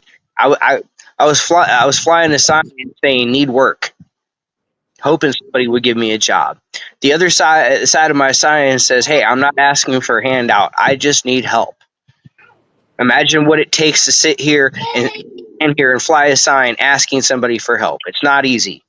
Yeah. And one day, this lady, I was standing on a freeway off ramp. This lady comes back around, gets back on the freeway, comes back around after reading my sign and hands me $100 bill. And I'm not. This isn't a handout. I just want to help. And she just asked me when I get back on my feet to help the next person that needs it. Pay it And forward. I took that Always. 100. Say again. I said, pay it forward always. Yep. Yeah, no, I took that $100 bill, man. Now, what I did with it probably, in most people's eyes, wasn't the best thing to do, but I took that $100 bill and I went and bought myself a bag. I got some weed, and I took that bag of weed and I started selling it. The whole day. And I kept doing that and just kept flipping at it. Wasn't smoking it. I was just selling it. Being on the streets for years, man, it was a struggle, man. Do I get a bag of weed to try to deal with my stressors and get a better night's sleep, or do I buy some food? And I got tired of watching people getting ripped off, so I started selling, and it made me enough money to where I could have been off the streets, but You know, I was on this little thing called DOC, and anybody who's ever been on DOC knows how many hoops you have to jump through constantly on DOC, and it just made it difficult to have time for anything because of all they ask of you. And it got to the point where it became overwhelming, and I just gave up on it and went on the run for years. Yeah. You know, I spent years on the run, and I finally just got tired of it. I wanted to quit, so I started doing my program, trying to get off. They discharged my number in 2013. Yeah. And I spent my time there just trying to create a legit medical cannabis business. You know, I mean, sometimes you find yourself with opportunity. It may not great, but it's an opportunity. If you refuse to do anything for yourself, you miss out on opportunity. You can't sit there and just always expect a handout for people to want to help you. So when people do help you and they give you that chance and that opportunity, do something positive with it. Do something productive. You know, show the world that, you know, what they think and perceive is completely a misnomer. Yeah, exactly. Because at that point,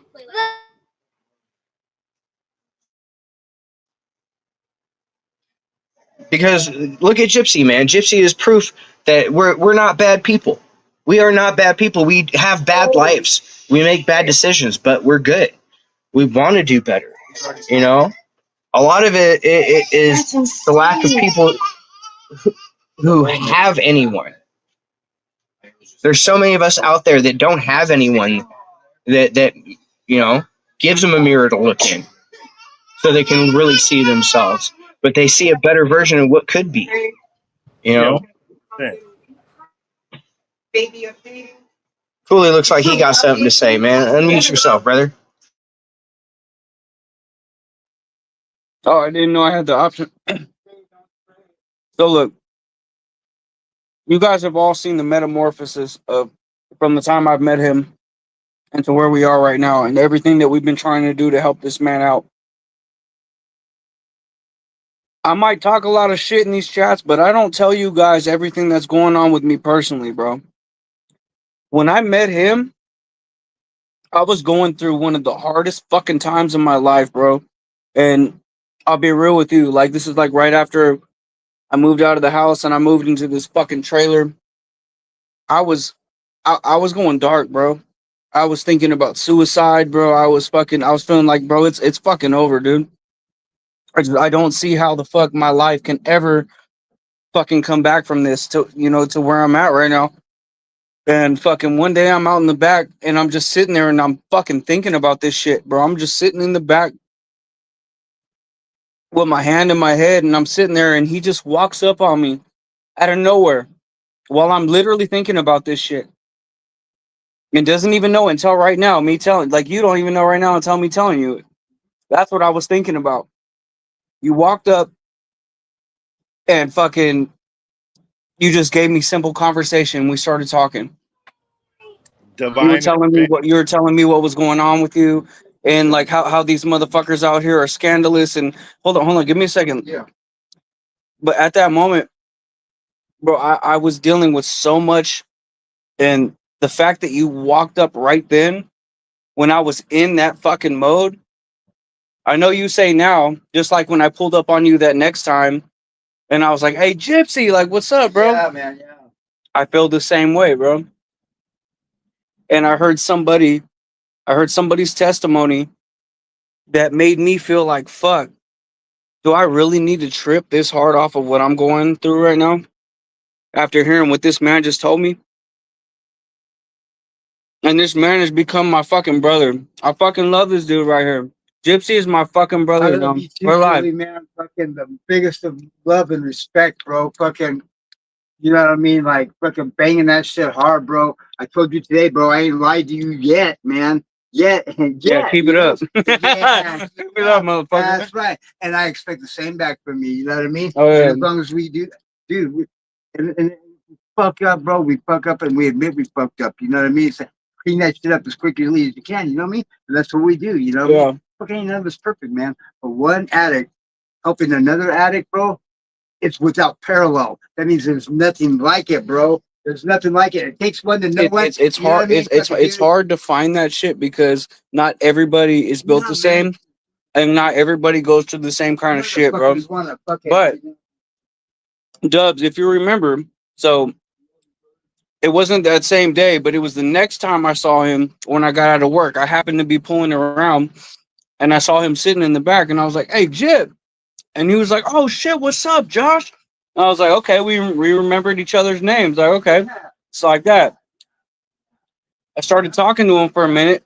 I stopped my car and I pulled off and I was talking to him and I hit you up and I was like, bro, we got us another host right here. I'm like, this dude's he's got a story to tell, bro. And that's where it all started. And that's why we've been trying to fucking help this dude and get him a solid phone so he could do this shit on his own and actually get donations and shit. Because if you look at a motherfucker like Manny, I know we were just talking about this last night, but I have to reiterate it. This dude right here, Gypsy, he actually has something to say. He don't just fucking go live and just sit there and play with his face and do nothing. He's got a story to fucking tell. So I'm still trying to help this dude. Tyler's kind of catting off right now. He had all those fucking donations we got the other night. I've been calling his ass all day to see if we can go cash out so we can take him to Target. He hopped in the chat and said that he's gonna go to the hospital, but he'll be on later or some shit. What the fuck ever. Anyways, yeah, so right now, look, this is my brother. I've allowed this dude in my house. We're kicking back, bro. We got chicken, we got beer. I feel like Ludacris right now. We got chicken and beer. Potato wedges. Homeboy already had a backpack full of condiments, bro. We got mustard and mayo and taco sauce, you name it. We're feasting right now, bro. Tonight is a celebration. There's no reason to fucking feel sad about being homeless or any of that shit when you got real motherfuckers that really support you and love you. And not everybody gets this. So, I'm glad that I could be somebody that can give this to Gypsy because I feel like he truly deserves it. And that's why I brought him into the circle. And that's why I've been pushing him. I'm just letting you know. I appreciate it so much, Josh. You know what I mean? Like, fucking, and my gratitude and my respect shows in, to the best of my ability. You know what I mean? No, bro. No, you're fine. You're fine. Man, I made it happen at the last moment tonight, man. Like, that was like, dude, I thought you were gonna take all night. I was like, man, we're starting in like fucking 20 minutes. You better hurry the fuck up. Keyhole, bro. Like, I don't know what the fuck that means, but hey, power of the pee hole. I pointed to that. I'll drink to that, whatever the fuck that means. But yeah, so the mission's not over. We're still trying to get this dude a phone. Once he gets a phone, and we can kind of give him the essence of how you go live and how you do your own thing and how you interact with your community and shit. He'll be straight, bro. Daily chronicle, you know what I mean? He'll be able to do this shit, and I think he'll be successful. I go through YouTube shorts. I was going through one today. I saw this dude that was homeless. I guess he was some rapper. He had tattoos all over his face, but he was just sitting there doing nothing, not even talking. Just look, you could just tell he was just reading the chat. It's like, you can't do that, bro. Like, you got to be a somebody. You have to have a story. You got to be a character. And this dude right here, I'm not saying he's a character. I mean, he is a character, but that's not all he is. He is a human being who has real life fucking stories and real life, things that he's been through that he can share with other people and try to help other people. So I know that there will be people that will randomly scroll on him and they'll see that shit and they'll become subscribers because this dude, he's a fucking real one right here. That's all I gotta say. That's all you ain't hear from Cooley tonight. It's all Gypsy for the rest of the night. I fuck with you guys. Chicken. The other This is the other white meat. I'm not sure if it's chicken or what, but it's the hind quarter. It's the hind quarter of it. What's I up? ripped mine off and made it a chicken leg. Man, I don't even like the. I can't even eat a leg, man. I gotta rip the stuff off the bone, man, because I can't even fucking bite in this Hey, man, shit,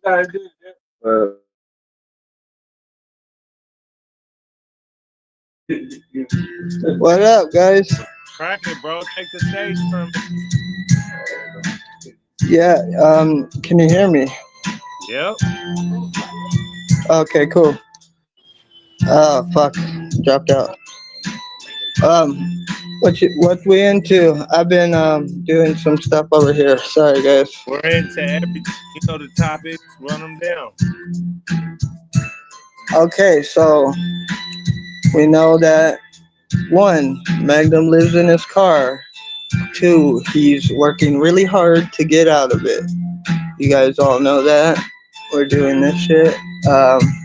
And I'm not the only person that can do that. Everyone can do that. You just gotta start finding what makes you happy, turn that into something that can make you money, or at least literally happiness is better than that. But it seems like we're gonna have to have money in this system. So definitely find something that you can stand doing through your life. Go do that. And I mean, I'm talking to people that are homeless right now that are trying to find a way out.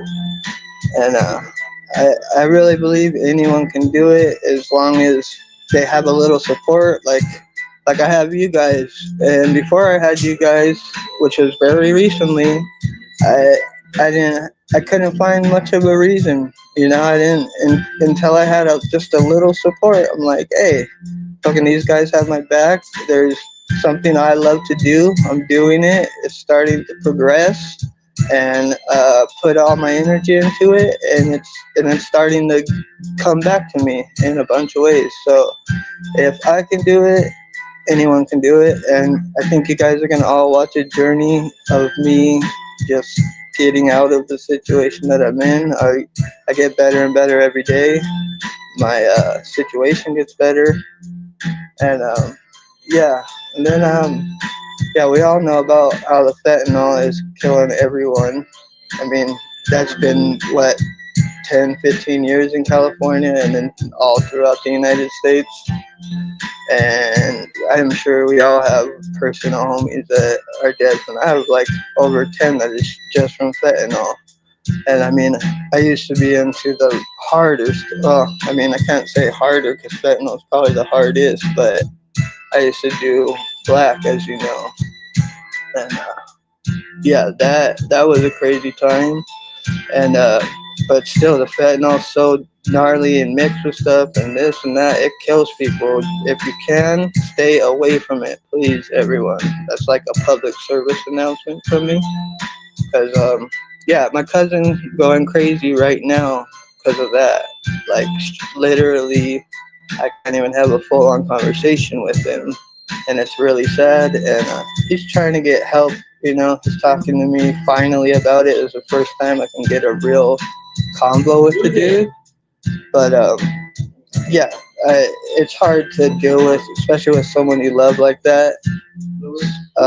So that's a little bit on that, how it's affected me personally. Then there's another chick in my town who not only has problems with the Fed, but she's homeless and she has mental issues. I see her all the time, and Mikey actually, we're thinking he might know her, which is if it is her, I don't think it really is, but if it is, we definitely are gonna find out. I'm gonna take a picture because this poor girl thinks she's always like trying to save her kids. They're not even there. They were taken from her, but she thinks that her kids are there all the time, and she's screaming about it and Jack in the Box and walking around. And yeah, it's just crazy. And I just see it all the time, dude. Everywhere I go, you cannot miss this. All of it's an epidemic, literally. And I live in the middle of it, but I'm glad to be pushing out. I don't know, just a little 2-cent dropper in there. What was our other topic?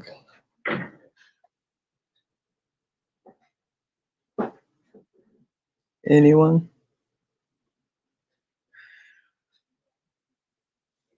Hello? Is anybody out there?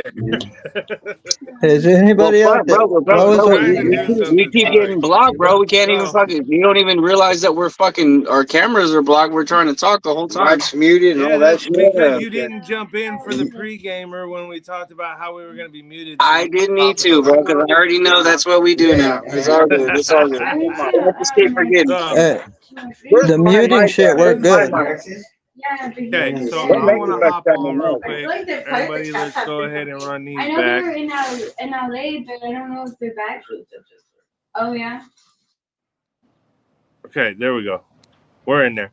All right. So I want to touch down on a topic real quick, right? That's going to jump into next week's episode.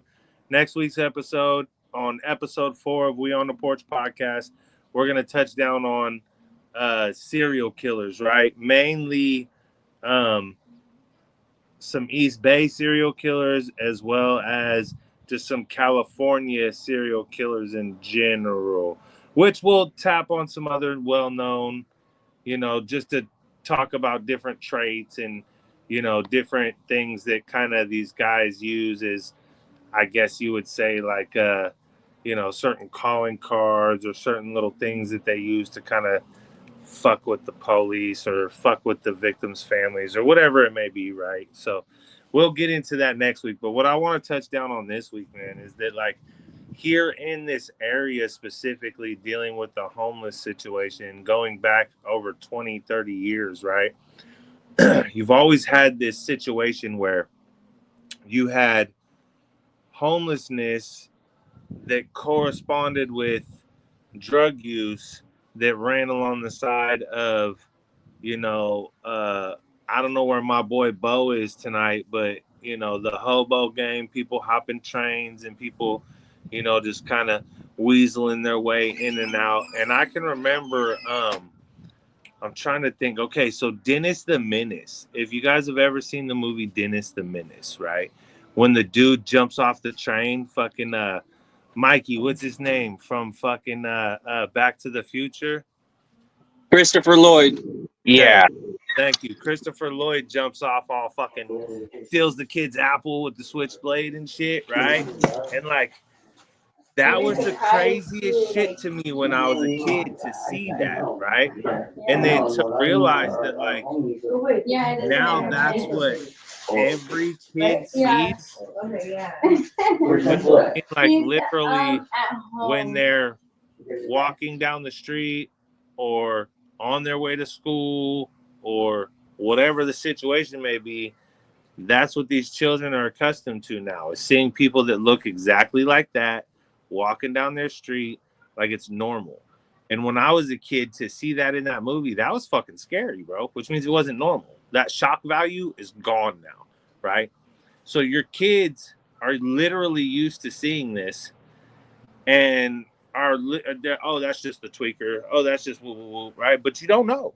You have no clue who these people are. You know what I'm saying? Like, this dude could be from halfway across the United States or the world, hiding out in this homeless camp that's in this area where there's, fucking 400 or 500 homeless people that gather within a fucking 15-block radius in San Francisco, and can literally be on the run for murdering his entire fucking family, and nobody would know because nobody pays attention. Nobody walks to the homeless camp.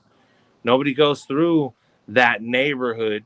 So the people that used to watch Unsolved Mysteries and used to watch all these shows and would see these serial killers or these murderers or these people that did this shit and disappeared, they don't even pay attention to it. Homie grew a beard and got a little dirt on that motherfucker, and now he don't even look the same. You know what I'm saying? So you really got to watch out in your areas and watch what you're doing. A lot of these homeless camps are in places that are high tourist areas, like Mikey was saying, and you'll end up trying to go to downtown Oakland or trying to go to downtown San Francisco or go into Stockton or Sacramento or, you know, Napa, any of these places, bro. And you never know who's back behind the store sleeping. They're not all going to be like Gypsy. You might have a motherfucker back there behind the store sleeping that's like Christopher Lloyd, ready to snatch your kids and shit. You know, so I mean, you just really gotta watch, folks, because I'm gonna touch on a story, right? So we're gonna go into this situation where back in the 90s, there was a series of killings that were happening. Most of them were hookers or streetwalkers. They were found in various locations around Pittsburgh and Antioch. And one of the victims is a close tie to Mikey. So we're going to get into that here in a minute, too. But I want to get into a case that's a little bit closer, right? We're talking, I want to say, right around 2000, and let's see if it says it on here. I want to say 16, maybe. So 2016, I'm living in Rodeo at the time, and we would go to this beach in Rodeo, and I usually get in tight with everybody around my area. You know what I mean? If you're hanging out around the back of the house, or if there's an alleyway and you're in the alleyway, I'm gonna figure out who you are,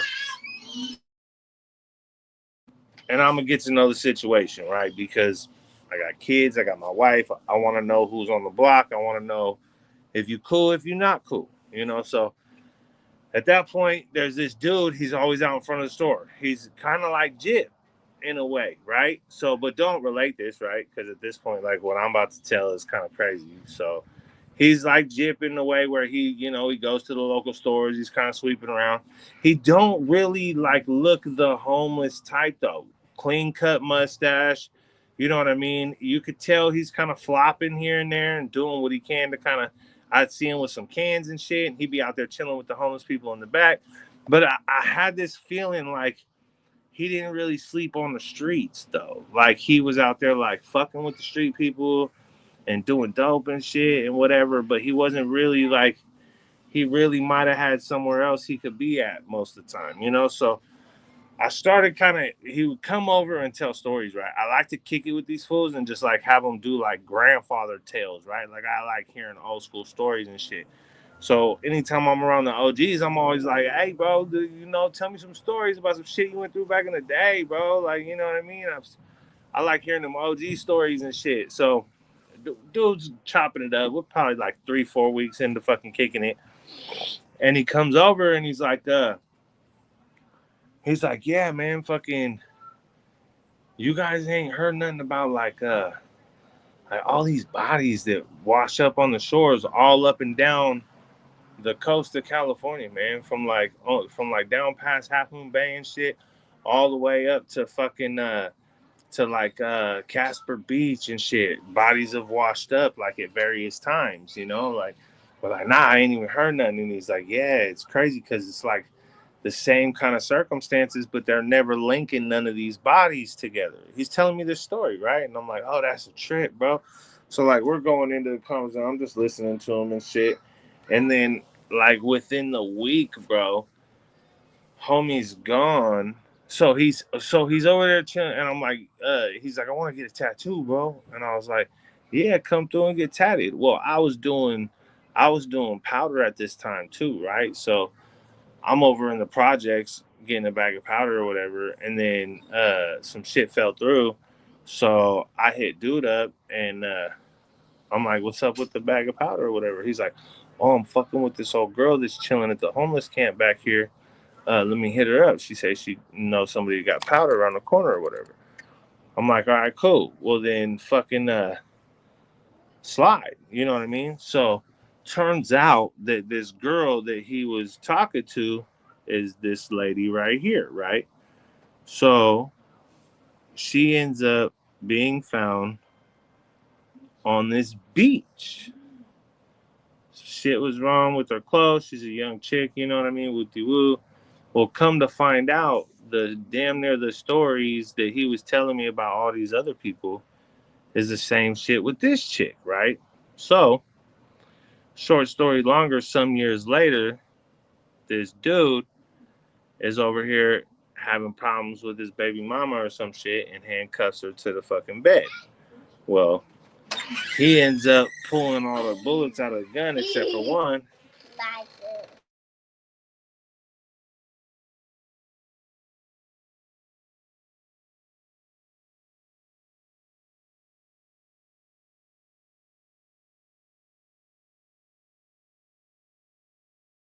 So he ends up pulling all the rounds out except for one, spinning the spindle, putting it to her head and clicking it, right? Well, after that, he spun the spindle again, put it to his head and clicked it and fucking shot himself. So she fucking broke the thing loose and ended up going out there yelling and shit, and the police showed up, whoop-de-woo.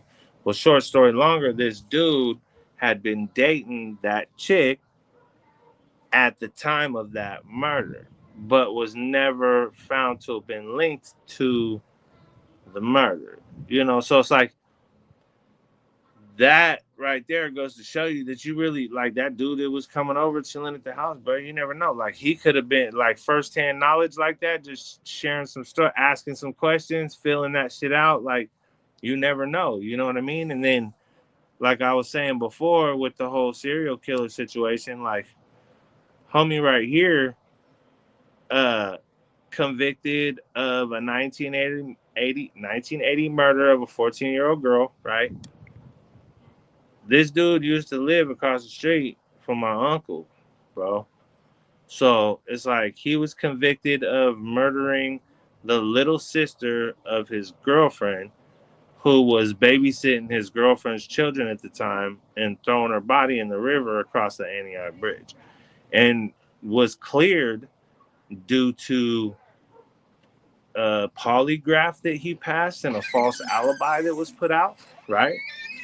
And then fucking 30 something years later, he was linked through DNA evidence. Well, this dude right here that I was just showing happens to be the guy I was talking about earlier, who my boy around the corner, y'all seen him on the podcast before, y'all seen him on the page, my boy Joey, working at the refinery. They got a smoking section where you go out and smoke on your break. Homie used to be at the smoking section every day. He used to sit out there and chop it up shoulder to shoulder with this dude like he was just a regular OG. You know what I mean? And then all of a sudden, dude's gone, and they're like, "You hear what happened to dude?" And they're like, "Nah." And they're like, "Yeah, they fucking FBI swooped in, swooped him up on some old murder shit." And I guess he got like 3 or 4 other bodies and rapes on him. He was already on the fucking registered sex offenders list. He had already had some bullshit going down.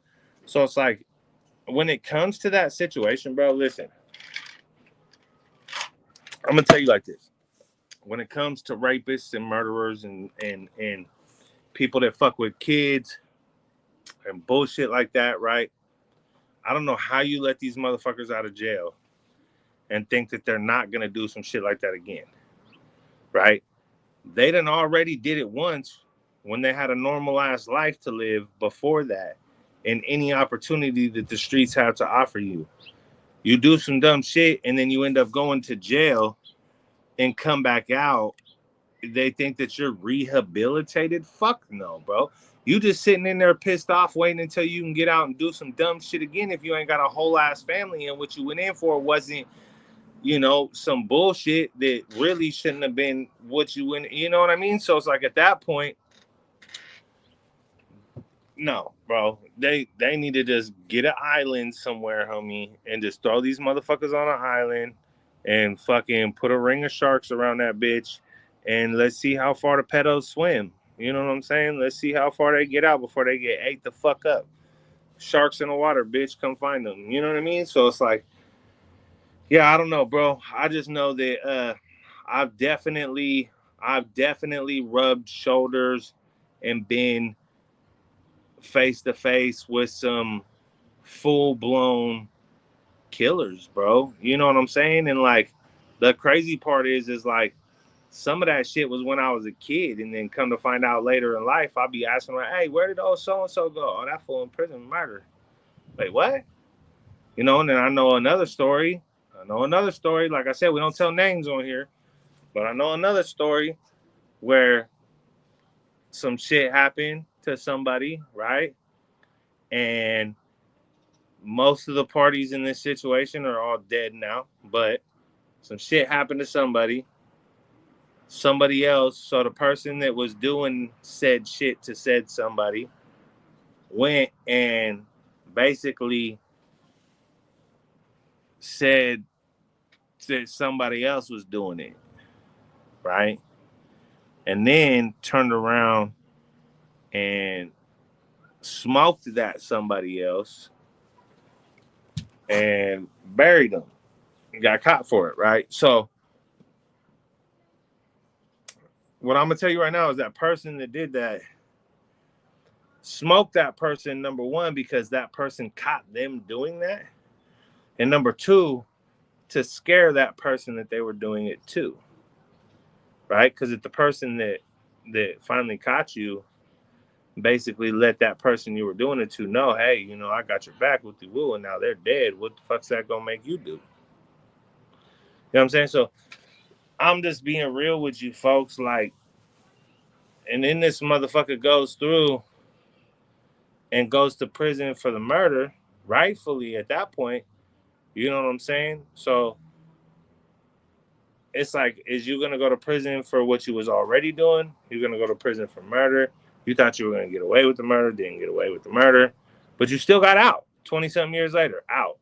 Oh, Bo, that's my dog. He in here. A whole lot of gang shit. 20-something years later, you get out. You know what I mean? And the streets want their body back. So it wasn't but like 4 or 5 years before that person was dead and gone. And of like natural causes. The streets wanted their body back. It wasn't nobody out here needed nothing. But that's what I'm saying. Stories fly, people talk, folks. Like, secrets don't stay secrets forever. You know what I mean? So watch the people that you're around, watch the people that you let your kids around, and you know, it ain't never too much to ask to help your fellow man out. I'm just trying to make people aware of the situation, that it is good to help the people in your community that are underprivileged. It is good to offer a lending hand, or lend some food, or buy a full burrito, or grab an extra cheeseburger at McDonald's when you're in the drive-thru and homie's standing out front with a sign. It ain't nothing to shoot them a cheeseburger out the window. You know what I'm saying? But it's like, you really just gotta, when you embracing situations in neighborhoods and you have children, or you know, you leaving the area, your wife is, let's say there's a homeless camp down the block, you know what I mean, and your wife and her homegirl from the neighborhood, they go on a jog every night, you know what I mean, make sure they ain't jogging next to the homeless camp.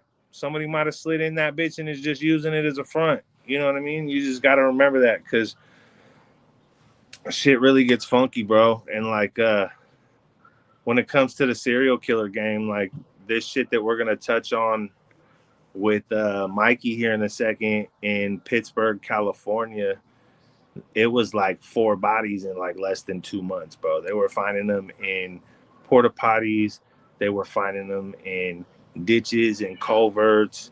It wasn't no joke. And then it stopped or left the area, right? Nobody was caught for that shit. And then one of the victims that has been associated with this, because they literally found a body the day after they refused to charge 2 local men for the murder of my co-host's childhood friend. We literally lived on the block, and we would have to pass a corner with candles and missing person posters and fucking balloons and roses, and turn to a memorial after. And just, you know, so it's like, we've lived this shit all too close and all too well. But I'm gonna pass off the baton.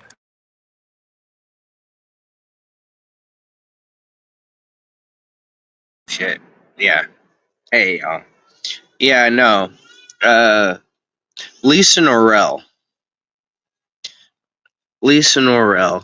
There, there, there was a string of killings going on in the Pittsburgh, Antioch area for a couple of years. You know, the police were aware of it. They hadn't really, warned the public that there might be a serial killer on the loose, but there was, and similarities between them, but Lisa's case was a little different. There was something that didn't quite fit the other murders. Now it could have been connected, but they arrested two guys,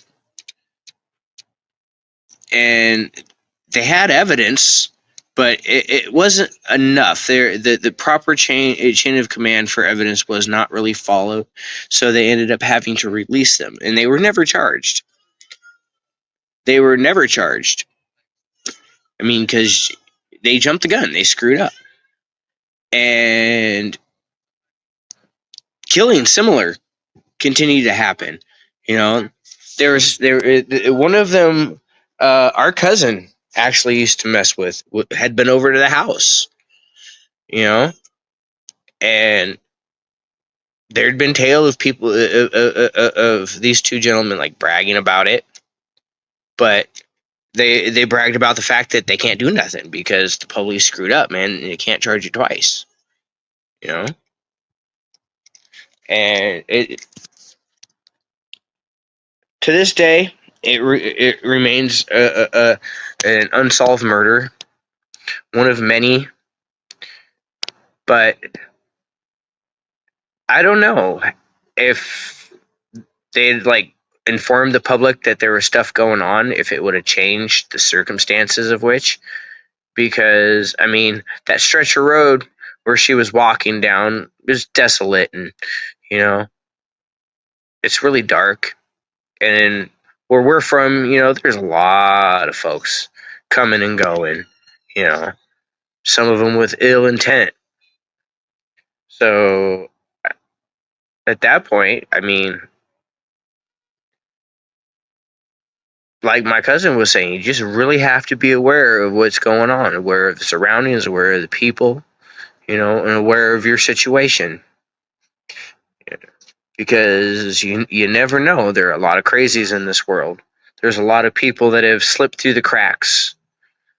You know, there's a lot of really bad people that should be behind bars that are walking these streets because they have managed to slip through the cracks of the system. And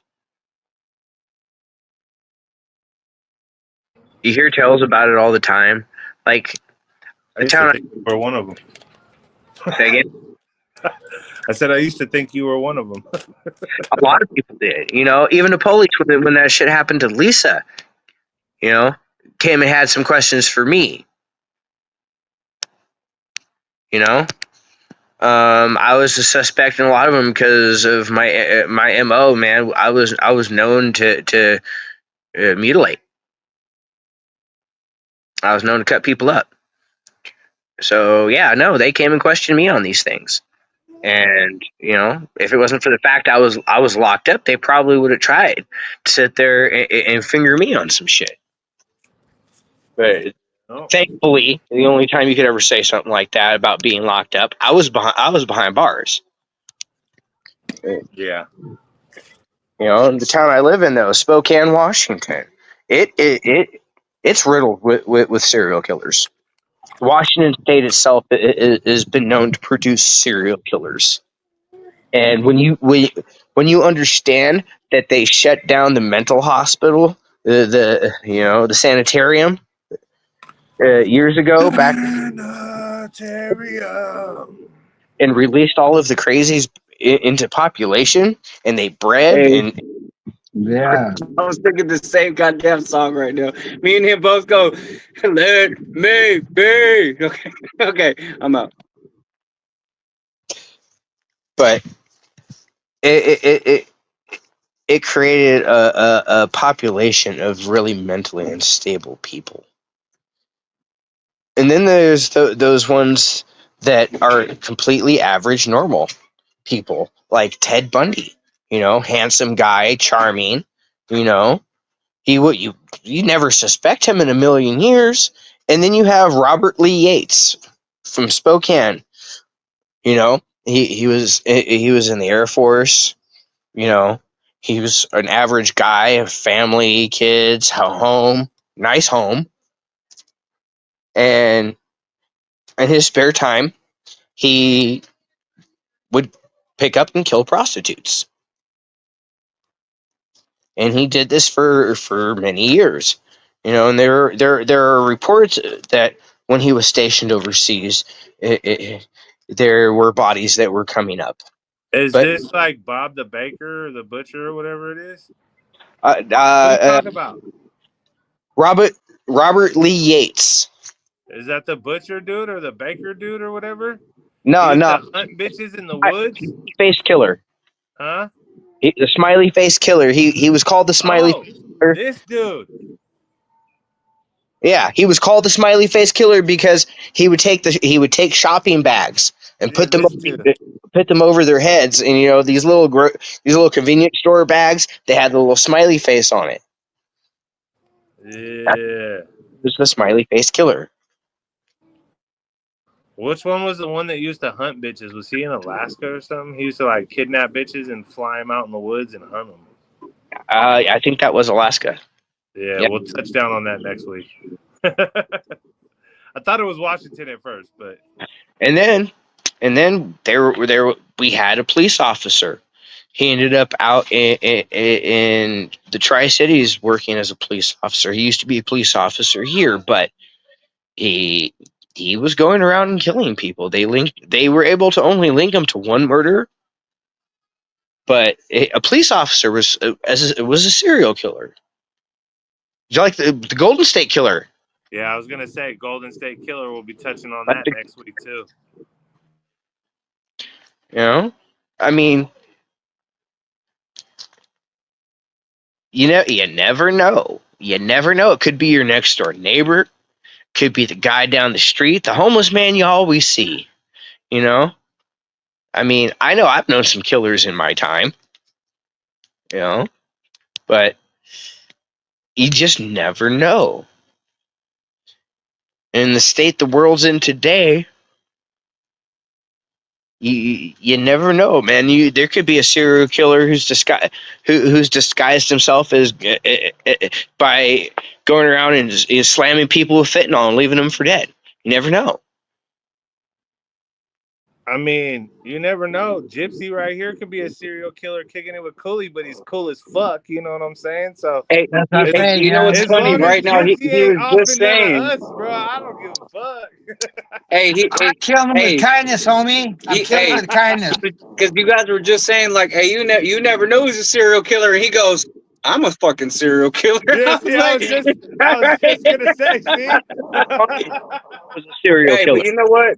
Fucking yeah, dude, that's fucking crazy, bro. And it's funny when you guys were talking a minute ago. He even goes, yeah, like the Golden State Killer, and then Mikey was like the Golden State Killer. Well, I remember, bro, the fact that like that guy did everything that he did. Like he did crazy shit, like breaking into Don't go houses. into the plates and shit. Don't do that yet. We're doing that next week. We're already talking about it. Yeah, but we're We talking have about this- we personal have this- serial killer stories. Oh We got my this god, speed bro! freak killer. I don't have any of Charles those. I've A. never ran into those. Hey, All right. did you? Wait. Did you ever do time with like Charles Manson or like My the Night dad's Stalker or cellmate anything? was Tex Dog, Watson. I'm a level 2 killer. Level 2 killer with a gate pass and a soft shoe chrono. What up? Okay, never mind. My I'll just dad leave the was frame. my dad's cellmate was Tex Watson from the Manson family. No shit.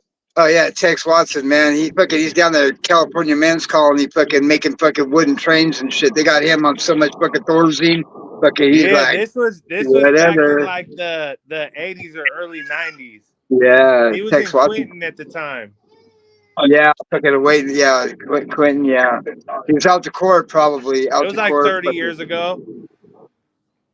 Yeah, he's been down. Tex Watson been down forever, man. Fucking Manson was like 80 or 81 when he died down in Corcoran. Fucking Yeah. yeah. But you know what's crazy? He never killed any of the people. That he got No, charged man, with killing. no, bro. Manson didn't know. No, bro. He They was got not. him on the RICO charge before there was a RICO charge. You know what I'm saying? Yeah, Basically. conspiracy, man. He fucking got them all to do this killing for him, man. No, can't have that. No. Oh, dude, hold on. Who's that guy that wrote that book? Who wrote Helter Skelter? Who wrote Helter Skelter? Yeah, Well, the prosecutor. yeah, Leonard LeBianca. No. Okay. LeBianca is one of the ones killed. Oh, Or one of the ones they killed. I don't know. Vincent Bugliosi. Oh, okay. Okay, so Vincent Bugliosi, he basically took the fucking case and fucking wrote his own version of what happened, and he created the fucking the race riots and all of that shit based on testimony from these girls who were clearly coming down off of fucking doing acid for fucking years on end, and basically created a boogeyman for of Manson to get fucking prosecuted. But he has been caught so many times telling lies and making up bullshit that the real fucking story of what happened will blow your fucking mind. I read a fucking book called Chaos by Tom O'Neill, and he dug so fucking deep into what really happened, and he actually interviewed people that fucking showed a clear different fucking motive and story of what actually happened, and it was because of drugs. It had nothing to do with no witchy shit or no go make it spooky tonight when you do this shit. It was because of fucking drugs, and it was because of betrayal. That's what I got from it. Well, they would go into the city, man. They would go from that fucking out there. Yeah, they would go from out there that fucking desert fucking Spawn Ranch. Yeah, Spawn Ranch. They would go from Spawn Ranch, and then they would go into the city, just right over the hill, like by Santa Clarita and shit. Yeah, right there. yeah. You know what I mean? They just go over the hill into L.A. and they would just wreak havoc, right? And they would go reach the fucking Hollywood Hills or whatever. You know what I mean? And get some money there. You know what I mean? For whatever dope and stuff. At the same time, Brian Wilson and the Beach Boys, he was out there and stuff. You know, because he wanted to. That's where he got linked up. That's where he felt like he had a chance. Yeah, and he finally had his foot in the door. Manson was hella charismatic, man. I mean, he was a good musician. Have you ever listened to his music before? No, I didn't like him, man. I don't like people that are. I get it, but I don't care for people that are under 5 feet tall, man. If you ain't 5'1", I don't give a fuck. Garbage stuff. Hey, I went you guys to the serial killer museum in Hollywood. Man. It was pretty dope. I saw John Wayne Gacy's fucking clown shoes and shit. But you know, I'm like, bro, check this out. The ones that are most memorable for me are like Leonard Lake. You know, Leonard Lake. He was Charles Ng. Charles Ng was. Oh yeah, him and what was that other guy's name? Leonard Lake. Leonard Lake. Okay, yeah. They had a fucking underground motherfucking what's that shit called? Underground. Like a bunker. Underground bunker, man, where he can't be. Where they were torturing. You know, yeah, they were torturing. And they were filming women, men, boys, young Asian men, and when they went up there when the cops went up there to their spot out in a clandestine fucking wooded area or whatever that was kind of cleared out of, you know, it was up in Clear Lake. They started sifting and they found hella bones and teeth and shit like that. You know what I mean? And Leonard Lake they both got arrested. Leonard Lake fucking, as soon as he got into custody, he took a fucking cyanide pill and fucking he had keistered or whatever and fucking killed himself. And then Charles Ng fucking he fucking he got out somehow, bailed out or whatever, or somehow he got out and he fled to Canada and he was up there for 15 years in Canada. Canada wouldn't extradite him to California. So finally all that shit wore off and he got extradited back to California and they tried they tried him in Calaveras County. Mm-hmm. And he ended up getting the death penalty out of Calaveras County, but there was like over 15 murders or 15 bodies or whatever. If you keistered a cyanide pill and that motherfucker popped in your asshole, dog, and you weren't ready to die yet? You don't know. You don't want to know what I've keistered, home. No, but I'm just saying.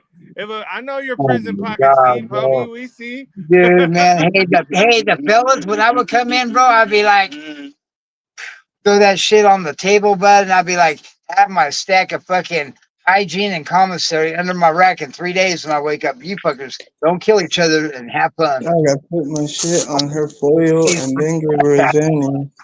and Ice got cream, one fat hit. smash is such a big I gave but Rosanny for a trade of a few hits. All right, man. But So we pretty much then she only went gave me through one here. hit, and I gave her the hits that I bought from this store. She was supposed to give yeah, me a man. few hits. Thanks for My having fault us. for not setting up the shit. Thank you. All this shit. All right. Of course, I muted myself. We still getting used to this, folks. You're gonna have to bear with us. It's only 3 of you motherfuckers watching anyway. But so we at that end time, right? Not the end of the show, but we at the end of the We conversation on topic, and we gonna go off topic. If y'all ever been on, then you know what's up, man. We're gonna just sit in here and bullshit for probably the next 2 hours, fucking around off topic, spitting bullshit, telling y'all how we live, spitting game, and running back on stories and fucking doing the whole get down. So we appreciate y'all tuning in, man. Thank you for rocking with us for this episode. We hope you like the topics, man. Please tap in the comment section or tap in at the email. If you don't have the email, we will throw the email on the screen. Tap in, give us some ideas. If you want to come on and get on topic with us, you can come on and get on topic with us. If you have some topics you want to hear us discuss or talk about, man, go ahead and leave a link in there. Let me know what you want to hear about. And we appreciate you. We're definitely going to start a little fucking merchandise line soon, right? We're going to take the proceeds, and the proceeds are going to go into helping our local community with the homeless and doing little drives and shit. Maybe little backpack drives or like fucking giveaways. And then we're also gonna take proceeds and put them into making our platform better for the viewers. You know what I mean? So we appreciate y'all. Thanks for rocking with us, man. Any donations are greatly appreciated. We're trying to get your boy Magnum in the right position, right, to where his shit's set up. He could get down every time. We're trying to get Gypsy a phone so that he's set up and he's right every time. So I'm going to go ahead. I'm going to throw the tip and dono up on the screen, and I'm going to get back to the boys, man, and we just going to hit that off-topic hour and fuck around with you guys for a minute. Hop in the chat, man. This is that time where you come in, ask questions. We're going to engage with the viewers. We're going to engage with the chat, and we're just going to fuck around for a little while, let y'all know how we do it. Look, I wanted to show y'all I upgraded the porch a little bit. Your boy got the sunscreen. That's why I was able to sit in a chair the same spot the whole time. We got the porch pimping now. Don't even play me. Hey, how's that hand feeling? It's fucked up, but I'll be all right, bro. You'd be good. Man. Look, hey, Gypsy don't even know, bro. So this dude's cat got attacked by his dog. This Both dog. of them. Okay, Two well, dogs. anyway. Two Okay, Belgian Malinois Husky mixes, dog. Big ass dogs. All right, Beat here, up by the okay. cat? Here, you tell the story. You tell it. So the fucking here, I'll go solo for it. So the fucking two dogs, we're out here chilling. We're on the live. I'm getting ready to start another live. We're gonna try to throw another platform on. By the way, we on Twitch and we on YouTube right now. To all my people out there, thank you for tuning in, man. So we're sitting there and I hear a commotion. I run out and the two dogs are fucking jumping on the cat, right? But they're just kind of fucking with them. They're not really, they didn't really seem like they were getting too rowdy. Well, then my wife came in and we're trying to get the dogs out, and the cat tried to run and swatted at one of them, and it just went haywire from there. And then fucking as they're dragging the cat and pulling the cat, he fucking grabs onto my leg and latches onto my fucking ankle. And then after he latches onto my ankle, I get him off my ankle and he fucking bites my hand, and I pulled my hand and it ripped through. I can't even feel my shit, bro. It ripped through my nerve on the side of my hand. I got to get It's bad. I'll show you stitches the and picture shit. later. So yeah, it was wild, bro. That shit went down, dude. Fucked up. Damn. What kind of fucking cat? He's just a little tuxedo, bro. A little black and white tuxedo. Jesus Christ. It wasn't the cat that did it, though. Yeah, the right? cat did it. The cat got me, not the dog. Yeah, Oh, man. wow. That's the worst, bro. Yeah, the That's cat the worst. fucked me Damn. up, cuz. And then the cat took off missing. We thought that fool was dead. He came home last night, though. Cats are scandalous, dude. He knew. Hey, Like, he knew what he Yeah, did. he He knew what he wild. did, though. He came back like, my bad. Yeah. I thought I was hey, gonna yeah. die. Ears I all want, laid back. hey, I want to He apologize to was everyone for for not being in here too much tonight. There's so much going on. Oh, you good, cuz?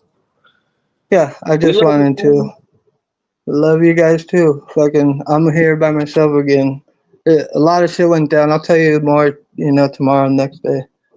But surprisingly, yeah, you know. All right. Yeah, I know. And I'm holding down the fort right now. They went to go handle some stuff. Okay, got you. I'm on the You at the shitty lab, huh? phone, or else Yeah, dog. I got the whole lab. I wish I could show you better. This phone sucks, but it's fucking dope. We got a whole fucking studio. Let's see if we can in there. I don't know. We're doing good over here.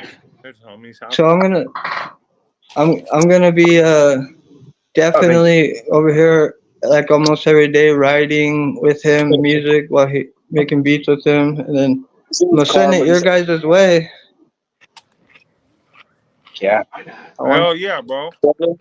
Where's she? Hey, he actually gets like I'm not even just saying he gets down, but he like I've known him for a couple years now, and he gets down, but he gets so like that wants to be perfect that sometimes it's just like, hey, we gotta let it out at some point. What you just on Shit, been there, done that. Yeah, but it's it's cool. He's ready. Yeah, He's Bo, the cat yeah. came back, dog. He came back last night, bro. Sorry, I don't Oh, know he what did. that comment was. Oh no, I just had freaking deja vu when you said the cat came back right now. I swear to God, I fucking lived that like 5 years ago. yeah. That's weird. All right, I'll take it. That's some deja vu shit. Check. Hey, deja vu is a motherfucker. It's so weird when it happens. Have It happened you like watched the movie yet, Mikey? Say which again? one? No, I haven't had a chance to. What do you mean? You sleep every Mikey, night. You don't lay I down? hate sleeping to movies like now. I used to sleep to movies only, Lay but down, nigga. fucking Watch then you TV. miss the whole movie though. I lay down, I'm out. I do. Mikey, you gotta watch that movie, Yeah, bro. I put Watch it, bro. what movie? Now Cooley, I want to. Cooley, you Yo, seen Deja Vu? is that the one with Oh, Deja Vu. is that the one with Halle Berry? The GOAT. No.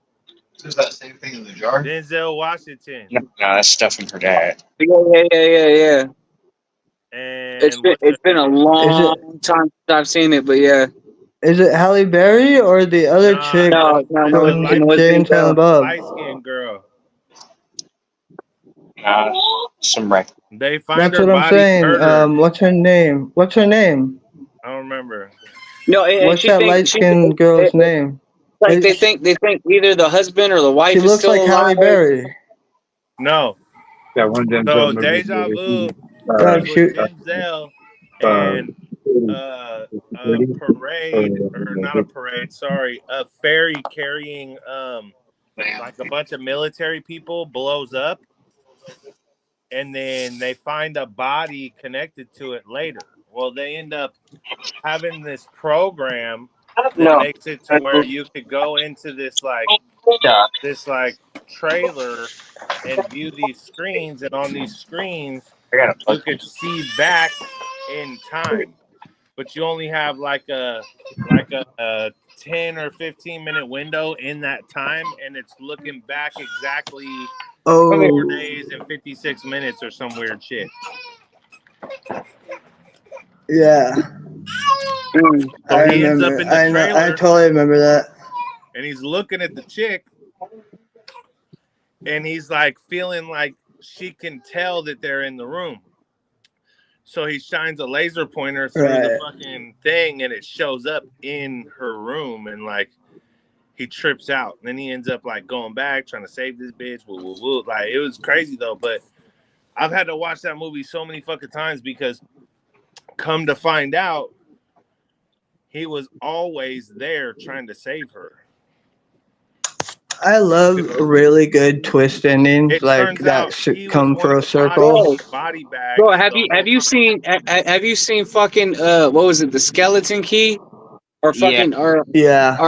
is that the one with Leonardo DiCaprio No, that's or, a or it's is it not no Leo. Shutter Island. Yeah, Shutter Oh Island. yeah, that Bro, too. that movie Actually, is fucking twisted, bro. I yeah. still don't understand the ending, bro. It makes no fucking sense. Yeah. Dude, that's how I was on Lost, the show. Like, what is happening here? That's the first show I watched, like, coming back into any kind of media. Yeah, Yeah. Shutter Island is a nutty ass movie, bro. That movie's fucking No, yeah, crazy. Bo, you yeah, gonna love totally next week's different. podcast then, because that's all we talk about next week. We just gonna come in and talk a whole Oh, lot of gang shit.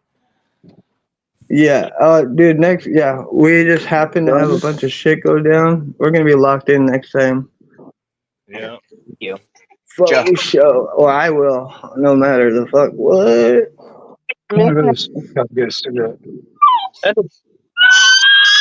like that's probably You one of want to the go? main reasons. I'm Like, hungry, too. so I know all the people that I grew up around and shit, and like I know all the stories I heard growing up. And I could tell you like this, like I don't think I'll ever give my DNA up openly, bro. You don't never know who's gonna come out the woodwork linked to that shit. You know what I mean? No, that's like the second they started doing 21 in me, I was like, you're not getting that from me. And I didn't even hear anything. I just knew. I was Yeah, like, no, this fuck was before. that. This was before the whole. They were talking about fucking catching people off of the shit from the gate. I was like, nah, that's a Yeah. bro. Yeah, that's some bullshit from the gate, from the start, from the jump. I knew that shit was crazy, bro. Yep. Hey, fucking go to Look at these guys. Oh, Miss Natalie. on the other side. Oh, No, by Alphabet. Yeah. Okay, yeah. here. You can play with this. Can we even see ourselves? Fuck, this camera sucks so bad. I wish I was on my other phone. Right? When I have it charged to 100%, it was only at 50, which I thought was going to be cool because it's usually way less, but it lasted like an hour and a half. But 100, it will last the whole time. And it was like an hour and a half of the beginning where you weren't even on there, so it was wasting the phone. And I got a little baby Yeah. right there too. And I was in here. There was about 10 or 12 people in here. Yeah, I don't even want to get into it right now. We'll talk later about it. Oh, in the where you're at? Yeah. Yeah. And Haas was like, I could tell he had to deal with some shit too. So like, yeah. But he wanted to be on. He like when the serial killer stuff came. He's like, "Hey, I have a story. Fucking fuck, I'm gonna get on, but I have to take care." And he really did have to take care of some shit. Like, Yeah. Hey, can I tell a story real quick? Yeah. That I was No. trying to say earlier. Okay, so we were talking about Manson and shit, right? So look, the last vacation I ever went on with my mom and my sister, we went to Disneyland, and then we also went to God damn it, Six Flags, Magic Mountain. Anyways, so You went to the hotel Disneyland that and Six Flags or yeah, California Adventure? no, bro, this is down south where you're at, bro, like Santa Clarita and Anaheim and shit. Oh yeah, Anyways, so Disneyland has California Adventures at the same spot. That's why I'm asking. No, this would have been before that. This oh, would have okay. No, okay. When you say California Adventure, I'm thinking of California. I'm thinking of California's Great America. My bad. I mix it up. Anyways, Oh no, so my look, bad, my bad. so I just no, yeah. you're all good. So before we'd even taken this fucking trip, my sister had just started reading Helter Skelter, and Yeah. that book is like this fucking thick, bro. And she was reading it every night. And this is before I even read it. Like I knew a lot of shit about the Manson murders and everything, but she was reading the book. But anyways, we stayed in Silmar, which is right there by Santa Clarita, and we're staying at the Motel 6 right there, and then right down the street, like I could literally walk there in like 30 seconds. There's a little gas station,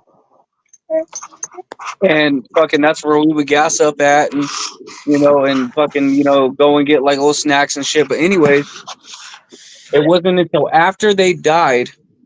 I'm reading that book I was talking about by Tom O'Neill called Chaos that basically exposed what really happened with the Manson murders. And they're talking about the next day after the Sharon Tate murders when they murdered the La Biancas and they stole their wallets. In the book, it says they took their wallets and they put them in a gas station toilet that was right there in Sylmar. And the only gas station that would have been there was literally the one that we were at. So I was just like, fuck. And for a split second, I wanted to call my sister and be like, yo, we were right fucking there. And then I was just like, fuck. Like she's gone, bro. Like I can't even fucking tell her. Like right where we were at, if they would have known, if either of them would have known, this gas station we've been going to is exactly where they fucking left the fucking the fucking wallet of the husband in the fucking toilet. They would have been like, what the fuck, bro? That's so crazy. So that's like the only like real, I don't know if you want to call it serial killer. I mean, I guess technically it is, but that's like the only like connection I have to that shit is I was right there by a historical spot where they actually left a piece of their crime. Yeah, so And I can't even share that with them, and that shit breaks my heart because my sister would have been like, fuck, that's crazy. On that shit, we're gonna end up getting into like the whole Zodiac and all that shit next week. But yeah, Washington and Cherry, the Vallejo spot. I found myself at a lot of spots where, different shit like that has happened, bro. You know what I mean? And then you got like right down the street from my house when I was in Bay Point, there was this like little homeless encampment, and there was a boat that was like just abandoned there. It was like a fucked up boat, had a hole inside of it and shit. Well, they ended up finding a chick's body right out in the middle of the fucking road, bro. Fully naked, nothing on, just there. We heard about it the day it happened and then nothing else ever. You know what I'm saying? So it's like, and then this other person we know got pulled over and had a wallet, like you were just saying, in the car. And that wallet belonged to a dead dude they just found in the next town over. Like, you know what I'm saying? So it's like, you really just never, you don't like coming up where we come up, bro. Like, you're really rubbing shoulders with motherfuckers, bro, that will take your life, dude. Water.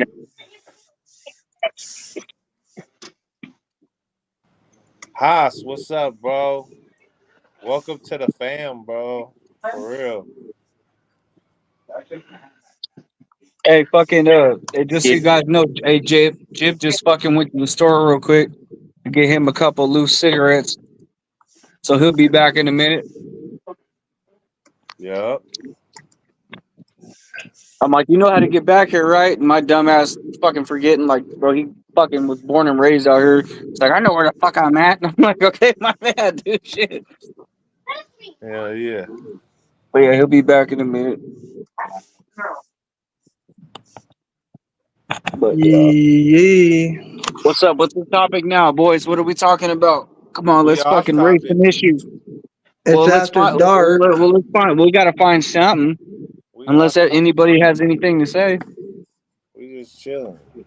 give me something to run off of. Let me give you some. Let's do glitch in the matrix or conspiracy theories, something like that. Let's go. Bro, if we do conspiracies, we're gonna be talking for the next fucking 6 hours straight, bro. Nobody's going to bed tonight. Hey, I'm a little something. All right, hey, you want me to start something right now that's gonna take all night? No, I want you to start something that's gonna take like 15, and I can jump in with something right after. Oh shit, I can't think any conspiracy I know of, bro. It would fucking take fucking weeks to explain. Well, yeah, do surface level. We don't have to give them everything right now. Like, you can't condense. Not really. Not the ones that I've gone down so many rabbit holes. Me too. What's a? Tell me a name of one, and maybe I can condense it. I'll give you one. What's up with all the Walmarts that are shut down around the fucking country, but people still be going in them and they got big holes in the ground and shit? Because they were freaking trafficking kids through there. Straight up. Like it happened over here too for like 3 years they shut down ours for no good reason at all. And then fucking what it let they had cops, fucking military blocking the shit for like 3 or 4 years, no joke. And yeah, there was trafficking kids through. I shouldn't even be talking about that probably Bro, on here. you But know what's funny? You know what's funny? You say that, and you mention Walmart.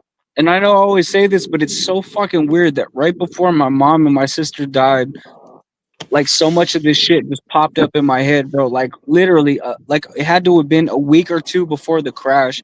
Me and my mom were at Walmart, and I had been fucking reading shit on the internet about how Walmart was changing their whole security system, meaning like because all their stores around the country were not being shut down, but like they were under construction while people were still shopping. And what they were doing was they were updating their cameras and putting in the facial recognition cameras.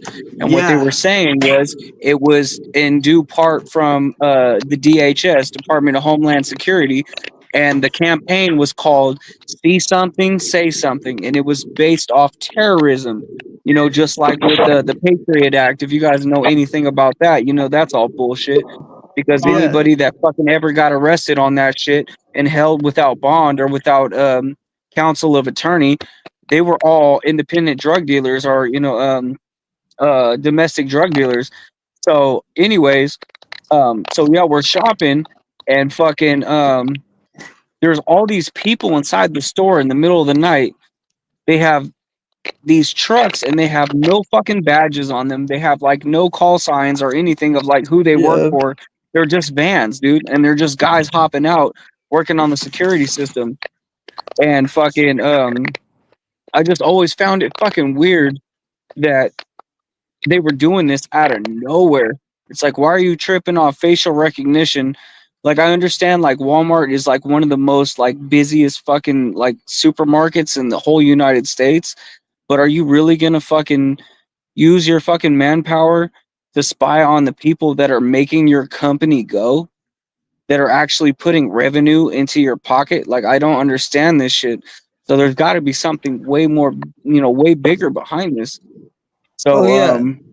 I mean that's just a little something, but yeah, like all of those. That's why people are like, oh fuck corporations, because all of them really are. You can trace them right back to our government, like and all the oh, sketchy shit, 100%. one hundred all this. percent, bro. Yeah, which I mean What's up, dude? You that's an good? even deeper Huh? shit, but Yep. yeah, see, it's a good topic because I know we all probably know all that shit. I definitely go through rabbit holes all the time. I love finding out what's real. I actually sometimes I love it, sometimes I hate it, but it's always interesting, and I like to be armed with some knowledge. My biggest conspiracy that I've held to, For yourself, or one that you agree with. one that I agree with, right? I guess that would be the term, agree with. There's a conspiracy theory, and I safeguard myself because of it. Yeah. Okay. So that would, I guess, be agreeing with the theory, correct? Yeah. Yeah. Absolutely. So it would be Hey, shut my door, man. I ain't trying no cigarette in my motherfucking shit. it would be what's Hey, it hey, when, hey, called? when you close it, bro, you gotta pull it by the Mute handle. my mute him. We gotta Mute pull it him. by the handle, and then Shit. What do they give you for the fucking for COVID vaccines? Oh yeah. Fuck So those vaccines. I never got way one. Thank before, God. no, not those vaccines, all Yeah. vaccines. No, I So know. I know. way before COVID, I knew this family who had this kid that was hitting every milestone, doing hella good. Went in and got his 2-year-old shots or whatever it's supposed to be. and went full blown autistic. His speech went all the way down. He didn't talk. He went silent. Um, I know another family, same shit, went and got fucking vaccines. The kid ended up having severe autism, cutting their own hair, crazy shit, And then I heard along the lines that the Gates Foundation was sending all these vaccines to Africa and all these different places, and that these vaccines were a form of population control, right? Which I want to have that be a subject on a pod too in itself at some point, population control in general, right? Because I believe there's a lot of different forms of chemical warfare that are literally, it's taking a long time for this to happen, but as it happens, it's slowly wiping out generations of people, and they're gonna end up sweeping the fucking streets at some point and trying to thin out and freshen up. It's literally all that they can do, and they're doing it right in front of us, and we're not even watching it. Some of us are watching it because we're the real.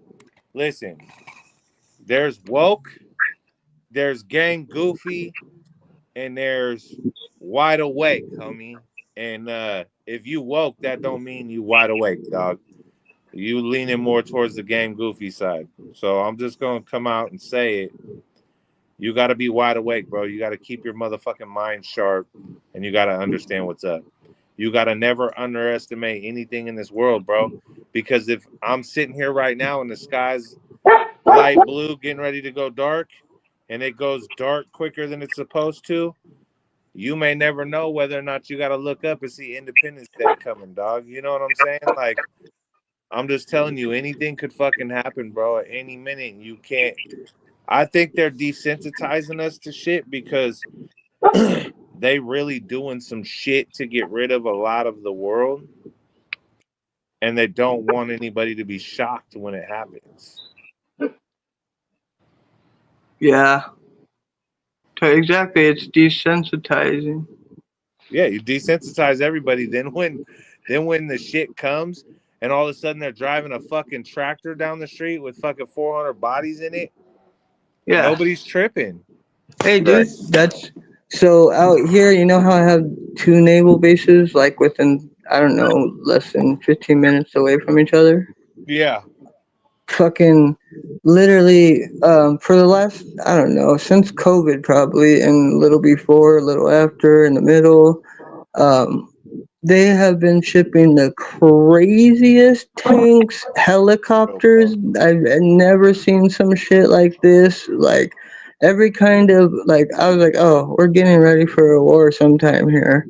And yeah, the last time I saw anything close to this was in 2001 or 2000, or yeah, 2001, when we were going to Afghanistan. The whole So base was up. from your area, we're able to sneak up over Alaska and fuck with people in a way that they don't see coming. Oh yeah, dude. So that shit So you got going on down by you, that's that secret shit, dog. just straight up. So real quick, just quick. So I met this one dude. Fucking, he came and I don't know. He's like, oh, you ever see stars out here? And this was like 10 years ago. Like, and he's like, I know it's a weird question. I was like, you could go to Malibu if you really, that's your jam, trying to meet a star.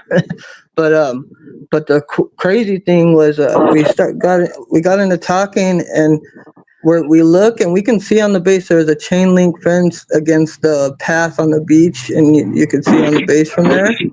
And there's this huge building, and he's like, look, and he has this map that they're all given when they join or whatever.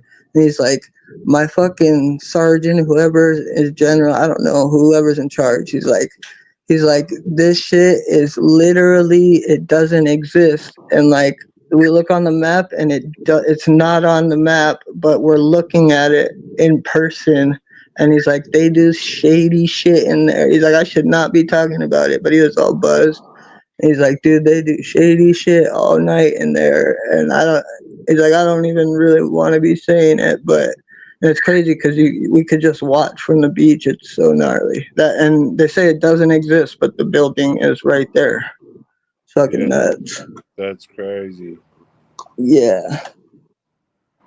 Yeah, no, Yeah. there's conspiracies that I've always held true to, and the more information that's come out, with files and stuff being classified, it more than just a little bit proves that just because they want to sit there and try to discredit people and label them conspiracy theorists doesn't mean that it's not a real conspiracy. Conspiracy theory just means that they don't have all the pieces and they're trying to piece the conspiracy together. Does not mean it's not a conspiracy. Like At this point, it's just like all conspiracy. Like it's almost been all proven. right? Like Yeah. you know, Yeah. every, You're saying something I've been trying to tell a lot of people. our government killed him. Hitler didn't Yeah. die in Germany in the bunker. Hitler escaped. No, he didn't. Or Hitler, he's alive. my dad's stepfather, was involved in special operations during World War II. He was part of what became the CIA later on, and he told me as a little boy and read to me out of a journal he kept about all the stuff that went on, and the Russians that had gotten there on the scene first, you know, they burnt everything. They burnt everything so it was not recognizable. It was a cover up between the U.S. government and the Catholic Church to help war criminals, powerful, influential people escape prosecution for their war crimes. It was part of what was called a rat line, where, Yeah. out of a sinking ship, Mm-hmm. and it's been proven. It's been proven. There are records, and the Argentinian government has hid Nazi war criminals for years. And Right. Hitler them. So it's not conspiracy theory. It was conspiracy that was committed. Why is my picture not moving? What Has about it been the like that? Cobain conspiracy? Let's jump Oh, into dude, that one. that's something that I personal interested in. It's just because I've met some of them folks from that circle, and everybody knows. Everybody in that circle knows what happened. Somebody finally came. Joe Burns finally came forward and started talking about it. Man, he's got nothing left to fear or lose. Man, he's working towards the end of his, and he came forth and started spilling the beans about stuff, and it's exactly like everyone thought it was. Yeah. Yeah. That shit's been I mean, I already knew shady shit was going on with that, but it's I always trip out when it becomes a big story because it always is something that like me and someone else who's into conspiracies have already went deep dived into years back. But it's cool to see like other people catching up. Right. And then see what other little shit that we So didn't like, listen, little knowledge that we didn't have, and drop that into whatever theories we had come up with. one I'll touch on real quick is Tupac, right? So, Oh man, that's like the biggest fucking one. yeah, so for y'all that don't know, right, the off-topic topic now is conspiracy. We always have a fourth topic, man, that we keep secret, and it usually just comes off the top. But yeah, we're fucking around with these conspiracies tonight. So Tupac, right? I, for the longest time, advocated 100% that Tupac faked his death and went to Cuba to live with his sister. 100%. I thought that too the whole time for like 100%. Okay. I still think that even though they're arresting people for the murder, because I believe that the plot to hide Tupac was never done by any form of government or policing agency, so they would not know that it was fake, and that the evidence that was planted, and therefore subjected for his case was real enough because his body was cremated, which wasn't his body, right? So at this point, there's enough of a shooting that happened and enough evidence to that shooting that really happened that when he survived that shooting, the death was easily faked after that because it was Okay. a real shooting. So Keep the this shooting was real, was still and then doing. he was, huh? So what do you? Oh, I'm sorry. You talking, Mikey? Keep this in mind. Tupac was already still dealing with court cases too. Oh Yeah, yeah, but 100%. I So think Tupac was out they on would bail. Tupac was out swipe on that under the bail rug. for a rape charge and shit, right? So he Right. was already dealing with that shit. He was trying to create his own label, Euthanasia Records, right? Was already dropping uh what the fuck, Gaddafi ended up dying right afterwards because he seen the shooter. He knew what was really up. You know what I'm saying? So it's like, honestly, they're trying to say they fucking fake Gaddafi death and he chilling in Cuba with Pac and his sister the whole time. And then Oh, dude. when Eminem and fucking 50 Cent and shit said they was out there kicking it in Cuba with Tupac. So it's like there Yeah. was all these little Easter eggs, right? That led to the fact that that fool was on the run, trying to start his own fucking record label, trying to do all this shit. Suge wanted him dead. I believe that the person that tried to kill him was linked to Suge Knight. I And think that was a good fucking reason for the death like happening. Not a good reason, but if you were gonna fake a death, that would be easy with Suge. yeah, You so know. that's what I'm saying. I'm saying if Suge tried to have him killed after the fight, right? Because Snoop Mhm. told him, "Don't go, dog." You know what I'm saying? Right. Don't Right. go, bro. And he looked so nervous. Yeah, they're on your helmet, bro. That Don't go. interview. So it's like at that point, if they're on your helmet, don't go. And Snoop says, "No, I'm staying home, cuz I ain't fucking with it." Right? Hey, I have a question for you about one thing real quick on this whole Tupac shit. Run it. What do you think about Jurassic 5 a Kill the MC being Tupac? That shit kind of line up. What And happened? he kind a Kill the MC from Jurassic 5.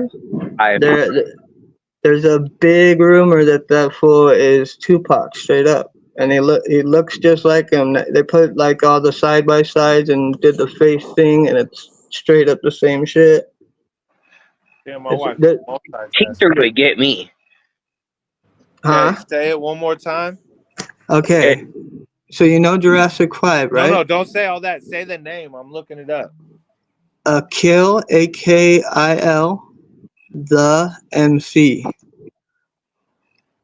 and they got a lot of back lore to why. And he was like in Cuba too, So and there he, was another dude that came out rapping in Cuba, and yeah, I know who you're talking about. Pac was But in the yeah, passenger seat of his car in his video. yeah, that There was was all And this that that is was like the Pac. newest. he It's was. crazy. If this is true, it's crazy because you're like you get to see he has gray hair all long with like dreads and So I've seen this dude. I've seen yeah. this dude before. Yes, I didn't know that was his name, but that is They not Tupac. well, dude, I know, like looking at it like that, but when they fucking did the side by side, like on a real like symmetrical thing, Yeah. it matched up like legit. I know it doesn't just look like it's straight up, but that's what they want. Well, yeah, But no, and they got pictures of dude younger and shit, but yeah, that's shit like that has happened. But there's a dude here. Let me say that one more time. There's a dude. Never mind. I don't need it. There's a dude no, that was yeah, out there for a minute that was fucking putting out music and he sounded dead like Tupac. I can't remember. that was 3 Pac. Yeah, I don't know. Homie was No, getting it. everyone kept making that joke. That's why I said it. I was like, oh, 3 Pac. That's funny. Yeah. But that the Akil the MC one was like it because I actually went down a rabbit hole on it, and some of the shit, like it was the first time I've heard anything new on it, and and actual shit that lined up, you know. I was like, cool, something fucking a little different that could, I don't necessarily believe it or not, but that would be a trip. Because I'm So hearing a lot of shit about like real like movie stars and rappers playing like supposedly Adam Sandler's DJ Khaled with the fat bodysuit and mask. There's a lot of fucking weird things like that. so I know that the autopsy photos when Pac died were circulated, but they weren't real autopsy photos. That was from a movie set, and they were Right. backstage pictures that were taken off a movie set. I know that Oh, if you look at the what's that fucking song that they released right after he fucking died?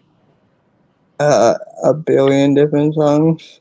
I wonder if Heaven's Which Gonna one? Get Me, maybe. Oh yeah, yeah, that's what I thought it was. I was gonna say And that, but seemed too and on the when they nose. pull into it, it's like a helicopter, and it's dropping off the body, and then they're in a car driving, and it shows the back of Pac's head in the car, but he's already dead when they make the video, right? And then Oh, if you talk to people on scene, some of them will say that he left in an ambulance, but if you talk to like other witnesses, there's specific news accounts of him being picked up in a helicopter and flown off. So the fact that he was picked up in a helicopter and then dropped off in a helicopter in the video, but now all of a sudden they're saying, nah, he got into an ambulance trying to cover that shit up. You know what I'm saying? Like, and then if you look yeah. at, there's something about the license plate, the whole fucking Illuminati, the 7-day theory, right? He died on the 7th day, fucking, whatever the fuck the whole get that. So there's a I was whole ass. listening. I listened to the book Machiavelli, like one of the books written by him the other night. That shit is crazy. I Yeah, see, so and it plays into exactly how Tupac like would have and 100%. probably did live Yeah, straight and up. then if you think about the way, so Machiavelli, I haven't dug deep into it. My I cousin hadn't probably got, huh? I hadn't for so I knew all the surface level shit, but till recently I was like, oh fuck it, I'll see what he's like really done and what he's really I heard, preaching. so what I heard was that Machiavelli was some sort of fucking war general or some shit that faked his death and came back to fucking sneak up and kill his enemies later. Oh yeah, he's like he's like a crazy tactical fucking manipulator, fucking, but like crazy with it. Yeah, Fuck so it. I think that's where that whole the that's where gist that of, whole situation came from with everybody thinking that he faked his death, you know what I'm saying? But then yeah, there's a song of his where uh I have bro, one more. you gotta listen because there's lyrics, bro, and he's literally telling us like Yeah, I literally. I I feel you. Um, the last conspiracy I was super interested in, and it's cool having the laptop right here because I can look up because I know I remember them, but I never can remember exactly. But Yeah.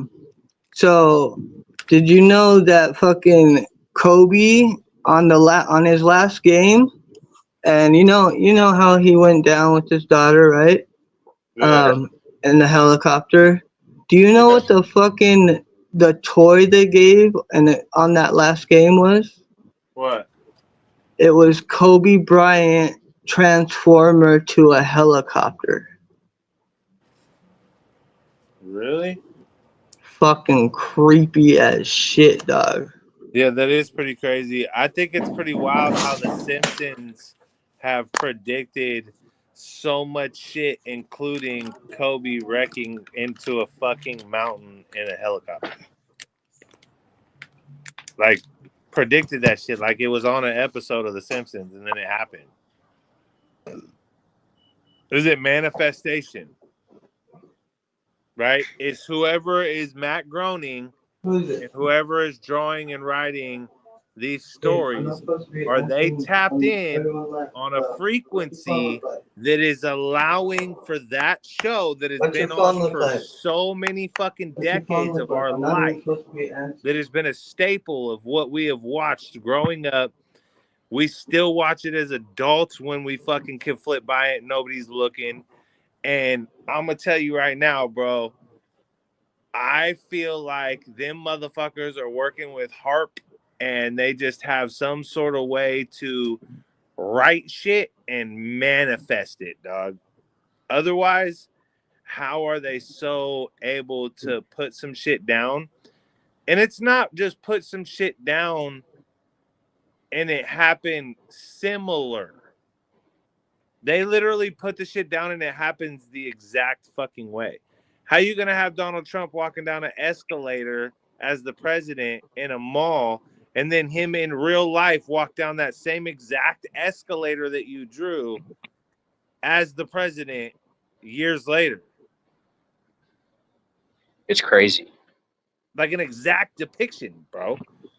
And then the fucking full blown and that's not, those aren't the only two, folks. Like, you could fucking literally go on YouTube, type in Simpsons predictions, and there is people dying. The Simpsons will predict somebody else dying, a random, like Barbara Walters or whoever the fuck it may be. And whoop, there they go. You know? Yeah. It's almost like 1077 The Bones death pool. They have a death pool every year. I wonder who won on Ozzy, bro. I don't listen to that shit on the way into work anymore. But I used to listen to that shit and fucking listen to like who would win the death pools when famous people would die. You know what I mean? And like, you think about that and it's like, that's fucked up, bro, that you guys are doing that. Because then, like, what if you're manifesting that? You know what I'm saying? Like, Yeah. It's crazy.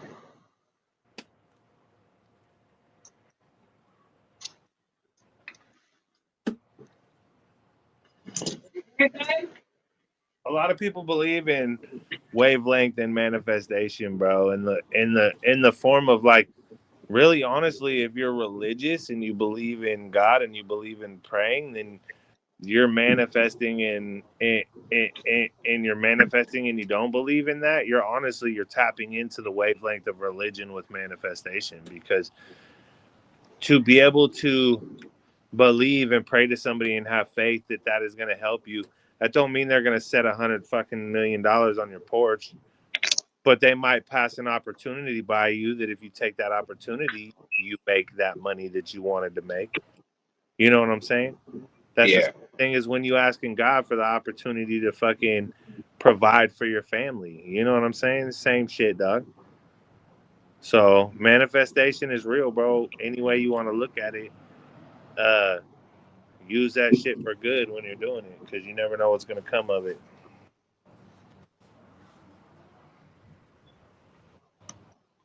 Man, we dropped like flies tonight, Mikey. Damn. You ever use these, cuz? What is it? The white owls? I fucked with the owls back in the day for sure, honey. It's just you and Mikey. I don't do them no more, though. I'm on the leaf always. Yeah, yeah. But yeah, we fucked with the owls, bro. The owls were the shit. White grape white owls. The white peach white owls were fire too. The white grape and the white peach were fire, bro. Yeah, I got a buddy, man. He comes over. He always buys the white peach. So we're not allowed to have flavors out here no more. Man, California got some dumb laws. Yeah, nothing flavored, bro. You either get like a natural or like a aromatic, but it's not really a sweet aromatic. It's just called an aromatic.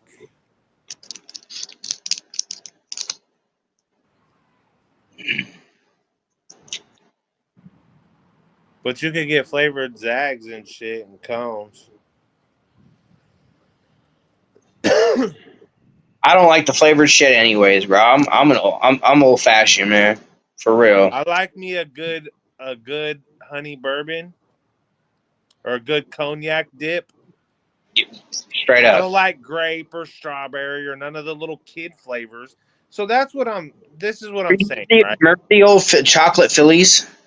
Yes. So it got to the point where they were catering to children. They were flashing the packages up with little kids' candies and dumb shit like they're doing with the weed strains, right?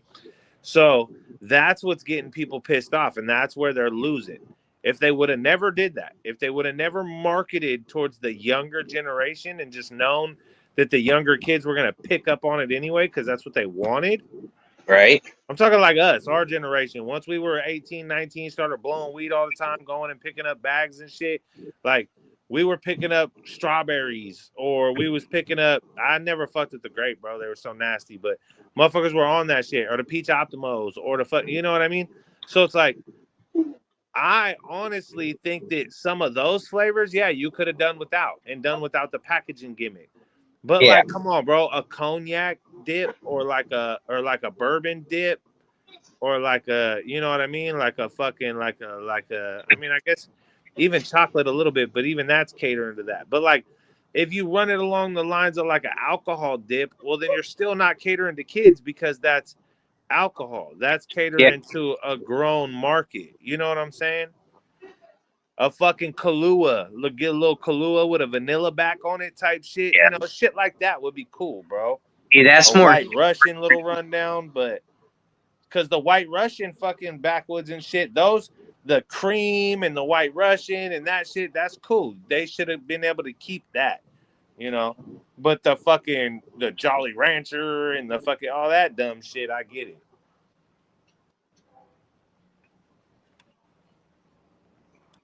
I don't know, man. All I know is they fuck with shit so much, and they put so much shit out there that they know ain't good for us just because it sells. Yes. I Yep. for like the flavors. I've never been into flavors. I'm not even into artificial terps. I'm not even into terp extracts. You know what I'm saying? If it doesn't taste like the real thing, I'm not fucking with it. You know? Right. So like, I don't sit there. I don't really like these flavored cigars. I'm really not into them. But that's what Hey, people buy. I'm sick of like everything they sell in the grocery store. Fucking like bears, dogs won't eat it. Fucking ants won't eat it.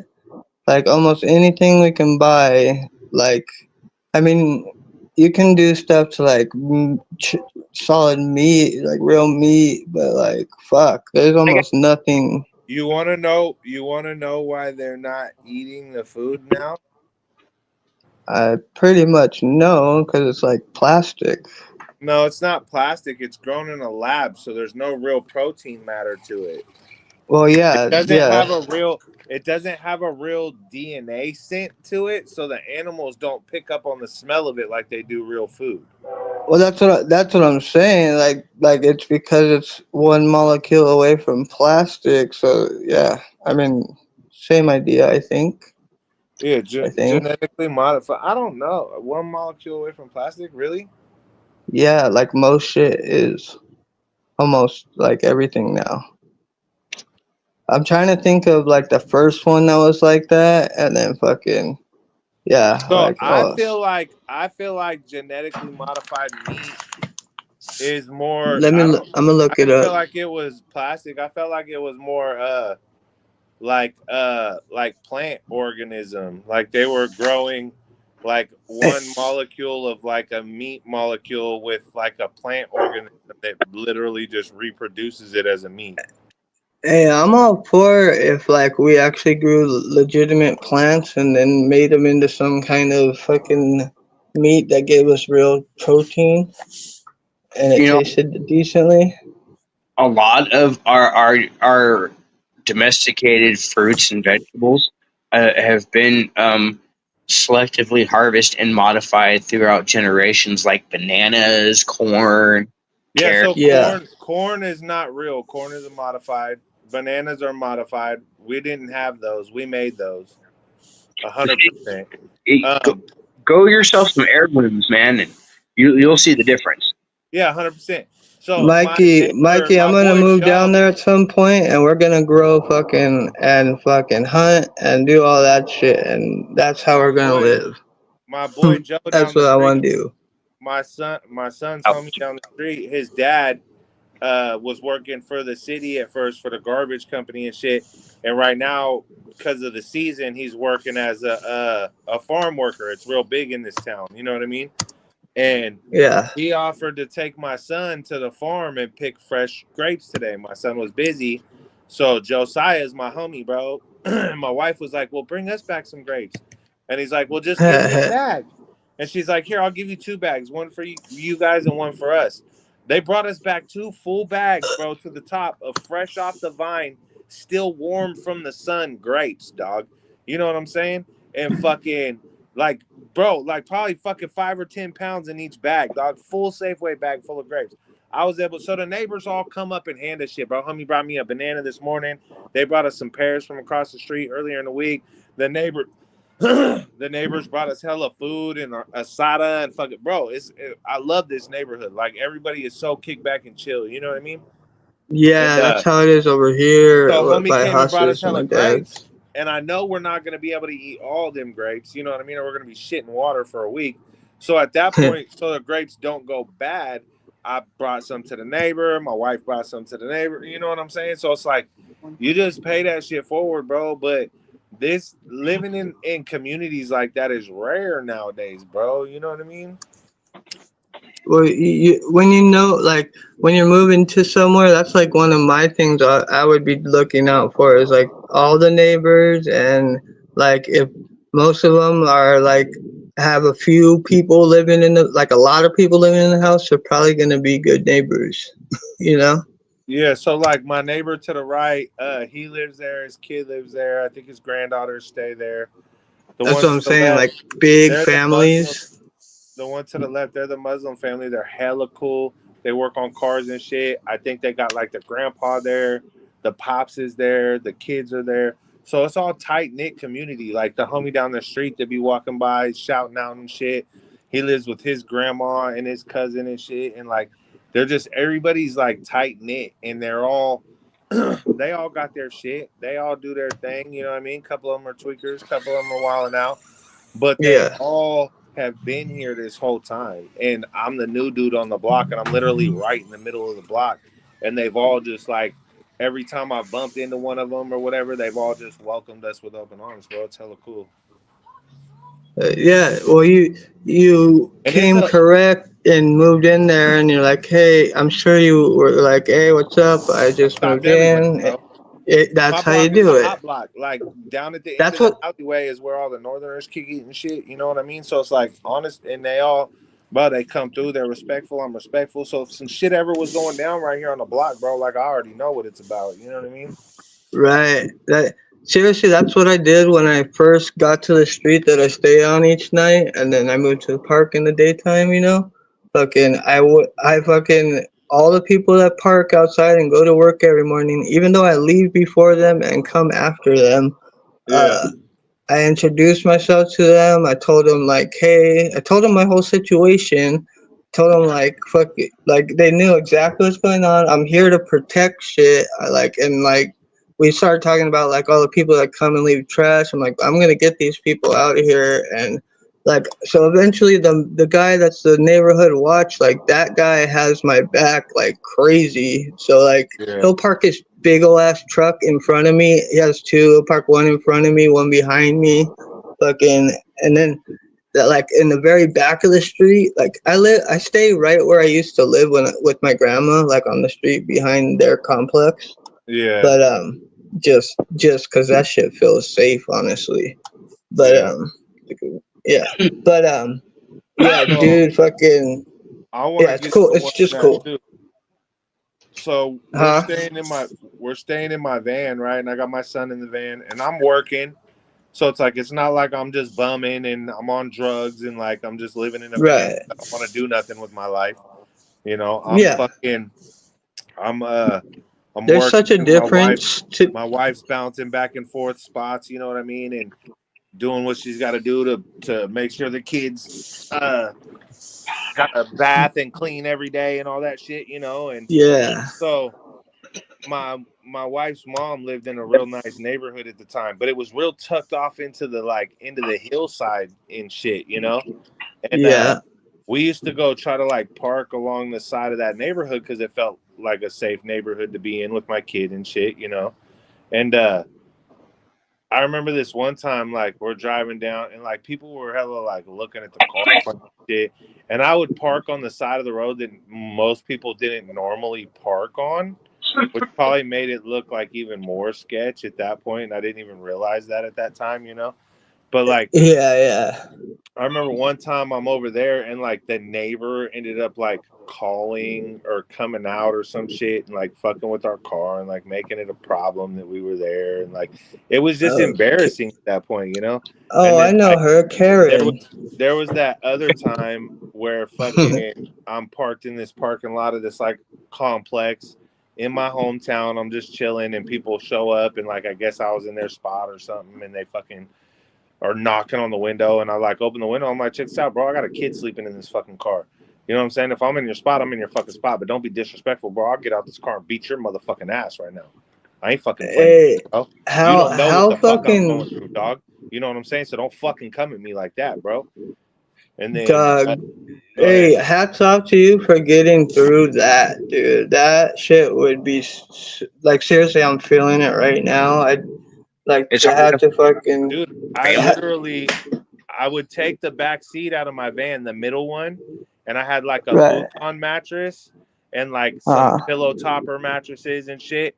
And we would roll it out on the floor, and then I would take my son's car seat and I'd put it up in the front fucking seat, and I'd lay my son out on the back bench seat in the very back, and me and my wife would lay on the fucking floorboard, and we ended up so I'm at this other spot out in fucking Crockett by Mikey's older brother's house, right? And we're down on this back road. It's only patrolled by the sheriffs, right? I was back and forth in before this a little time in that area, so I was used to the area and shit. Well, we're parked, and this cop pulls up. I'm on the podcast. Sorry. This cop I pulls think up it's and pulls Walmart. us We got a ride over, there. I don't know. and I'm sorry. he goes, how long have you guys been out here? And I was like, honestly, I was just down there fishing and I came back and my wife and kid wanted to come up and hang out in the car. He's like, do you live in your car? I'm like, nah, we were just fishing. I literally just came back to the car like 10 minutes ago, but I sent my wife and kid up to the car like an hour ago so they could fucking go to sleep. And they're like, oh, well, it looks like you live in here. And I'm like, no, I keep a bedroll laid out in here for when we go out for the day. We go fishing, we go chilling and shit. We got somewhere to hang out in the van. You know what I mean? And they're like, okay, well, you need to move it along. And I'm just like, fuck, bro. So it's like those little issues, like in having to deal with that and that embarrassment of being in that situation, you know? I ended up finding a parking lot one town over next to like a little fucking next to like a little bar and shit down at the end of a road in a town where nobody really knows about it unless you're local, and people are always down there at the hotel or the bar anyway. So I would end up pulling down there and the door would be open. I was in my van down by the river and I'd fucking blow my little blunt and I'd go to sleep and I'd make sure everybody was safe and chilling all night. And then I would drive into Martinez and get picked up by my carpool for work, and I would leave my wife and my kid in the van in our friend's parking lot of their apartment complex because I knew they were safe there. You know what I mean? And then our friend would wake up, she would wake up, take my kid in, they'd shower and shit. And so, I mean, we had people that helped us, but we couldn't always, fucking, there was a long time where I didn't have a car and we were just sleeping on people's floors and shit before we had the baby. You know what I'm saying? So it's like I spent a good probably 3 years, bro, almost 4 years bouncing and figuring shit out and trying to get steady and renting rooms from people and getting fucked over by people and fucking just having stupid shit happen before I finally ended up fucking, on top and on my feet, bro. But it was a hard struggle, bro. And now I bought this house and it's going to be a hard struggle to keep this motherfucker, but it's one of the biggest things I've ever done, bro. And I you know, when shit like this happens and I end up with stitches in my hand and I'm missing work and shit, it's like, that's honestly every day that I'm not at work is $350 off of my check. Not before tax. That's after taxes. It's $350 off my check. You know what I'm saying? So it's like, you know, fuck, dude. The shit happens, and when you're doing other shit and you're renting a spot and you're just kind of making shit go, like, you know, it is what it is. You hustle, you do what you do. But it's like when you know that like you have that real chance of like losing some shit you worked your whole life to be able to accomplish, bro. Like it makes that shit so much fucking harder when that happens. You know what I mean? For real.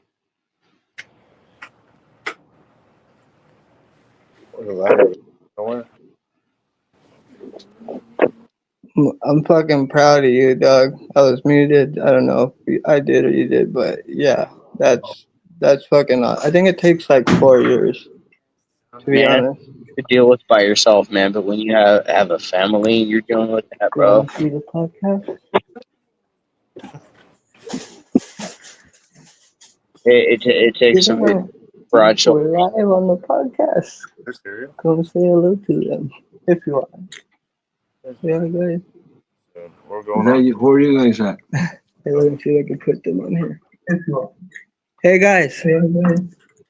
Can you? Where are you guys at? What's good? But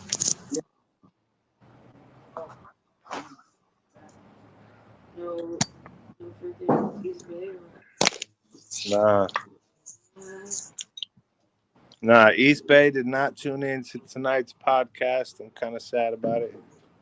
right?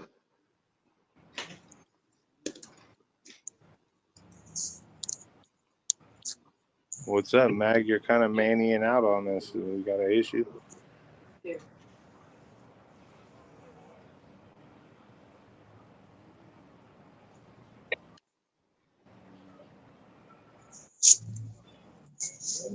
And I went through mine by myself on the streets, man. I didn't have nobody else to worry about but me. You know, when you got a whole ass family to have to worry about, bro, that's some shit. Yeah, bro, I'm telling you. And it's like I commend them motherfuckers that like, you know, they go through some shit and like their wife dies and they fucking have to take care of their kids, so they end up losing their job because they're fucking missing so much work, having to juggle around and do the shit that their wife would normally do for them, you know, and then they end up being in that situation where you know, like now you got your kids, you're on the street, you're ducking CPS, trying not to let people know what's going on because you don't want nobody to get involved and fucking take your kids from you just because you're doing everything you can to try to fucking hold it down. And it's like, like them people don't know the system.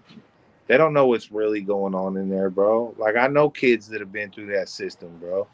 I know kids that have been in that system, bro, and I'm telling you, there's not one good story that comes out of it, bro. Not one. I mean, not around here. You know what I mean? So it's like you can go on right now and find out there's stories being told right now, dude, on YouTube of children that were put into the system that were literally deliberately taken from their parents, put into the system, disappeared within this system, and were trafficked off to high, well-known people all through child protective services type shit. You know, so it's like if you literally got the people who are put in the position to try to help your children and they're just giving them away to the wolves, bro. That's crazy. Hey. Has anybody seen Mystic River? Yeah. Oh yeah. Fucking amazing movie, bro.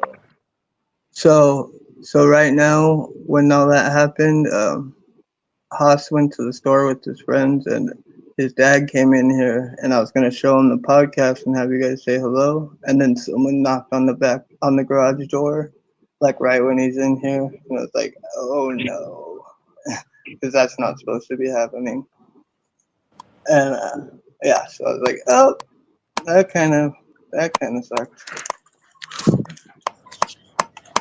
Anywho, Yeah. Mystic River's good. Yeah, Mr. River was a fire movie though. Conspiracy theories was a good hole to go down, though. I think we should do another whole thing on that at some point. Oh, we will for sure. We'll get on to topics of conspiracy. I'd really so on the first episode we caught like 170 viewers. On episode 2 we were up to like 112 or 113 views on it, right? So I really want this shit to grow before we get into like the I dope ass agree. topics. You know what I mean? Because I I yeah. don't want to double down on any topics really, other than like touching in on some shit here and there. But like, there's some topics that I really want to touch on, and we're gonna have to wait for those. Y'all gonna have to help build the team before we get to those ones. And some of them are like really with it. You know what I mean? Yeah, and now I'll be able to host some, so I can catch at least some watch time hours on mine. Yeah, And for sure. um, yeah, for sure I'll be able to now, which is cool. And like, I don't even need to host half of them. I'll host less, but whatever. But just something that I have on my. But my point being that like they give me a lot of freaking views for only having 200 subscribers. They started off giving me like more than that. Like my first video was 1,000 of me saying good morning, and then the second one was me freestyling for 16 seconds, and that was 2,500 views or something, which is insane for your second short and So nothing else. 15 seconds or less, you're going to catch so many views. If you could push out what you got to say in less than 15 seconds, bro, you're catching thousands because they're pushing your shorts and people Right. watch them because you don't have to spend any time watching it. Yeah, exactly. My thing is I want to, and it might not work, but I'm definitely curious to find out if we do catch like a shit ton of different viewers or more commenters, like when we hosted from that side, or if it's freaking duller than it ever was. But Yeah. I love experimenting like that because you never know. And then, maybe fucking, well, we can try it every which way. Yeah, it's good. Yeah, I like, you know how to, I like like pivoting. Like I said, I like to experiment and find what's working the best, what's gonna get us up there the fastest, and like cleanest, the right way, and gonna really keep us going for years and years, Yeah, not just because in fizzle. order to catch live views on this, people have to be subscribed and catch the notification, bro, because they're not doing this on the vertical feed. This is literally Right. it's a live, but you won't find it on the vertical feed. So it's like when we do vertical feeds, bro, that's trying to gain your subscriber count that's gonna come in and fuck with the Oh, podcast on Saturdays. You know what I mean? I'm actually gonna look up right now. I swear, like it hit my head that I know I could share the link, our links that we do StreamYard from. I Yeah. know there's gotta be a way to share that shit with like my live and like Mikey's live and Cooley's live and fucking we can have it going from every fucking one. I'm looking it up right now. I guarantee there's a way. Like I almost like I don't even have to like I know there's a way. I just have to find it because I understand how that shit works, So especially from last year developing. I Keep believe what going. I can hit in the fucking foreground of it is let everybody broadcast from home.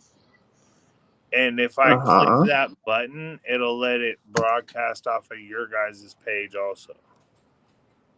Like all of us, Yes, because everybody. that'd be amazing. We'd all be freaking. We'd have every single person's people. Let's see if we could do it. You want to see if we could do it? Absolutely. We're at 328 in the pod right now. We could end the pod and just fuck around for a minute. Let me see what we could do. Let me go He through said, and "Let check me some experiment settings, like and a I'll mad send you guys a scientist." new link. Hell yeah. All right, Send folks. it to that my shitty phone, my backup phone. I think you have it still. Man, we appreciate each and every one of you that slid through, and those of you that stuck with us. You know, come check us out. We on the porch. Always, baby. We always on the porch. Always. Hey, we If love I you send it guys. to the wrong phone, just resend it to yourself, Mac. Oh yeah, well that one's dead, but it takes like fucking What five, phone is 10 minutes. it? I'll It's send it to your my. email. Okay. And I Well, I love only y'all. have one number for you, so I don't know what you're talking about. Well, I thought I gave you my other one, but that's fine. Send me my email, cause yeah, or I could just tell you the number if you're ready for it. I don't care. It's my text me Wait now till I number. stage. Just hold on. All right, Okay. folks. So for all of y'all rocking with us, man, we appreciate you. Thank you for tuning in to another episode of the We on the Porch podcast, bro. This is episode 3. We came at you with some personal and hot topics tonight, man. We only gonna get better. Next week, tune in. We're gonna get down on a full episode dedicated to West Coast serial killers dating back. You know, fuck, I don't even know how far back we're gonna go. Depends on how far we dive, man. So, as always, we appreciate you, dude. Tune in next week, Saturday, 6 p.m. Catch us all out here. We all on the porch and holla at your boy.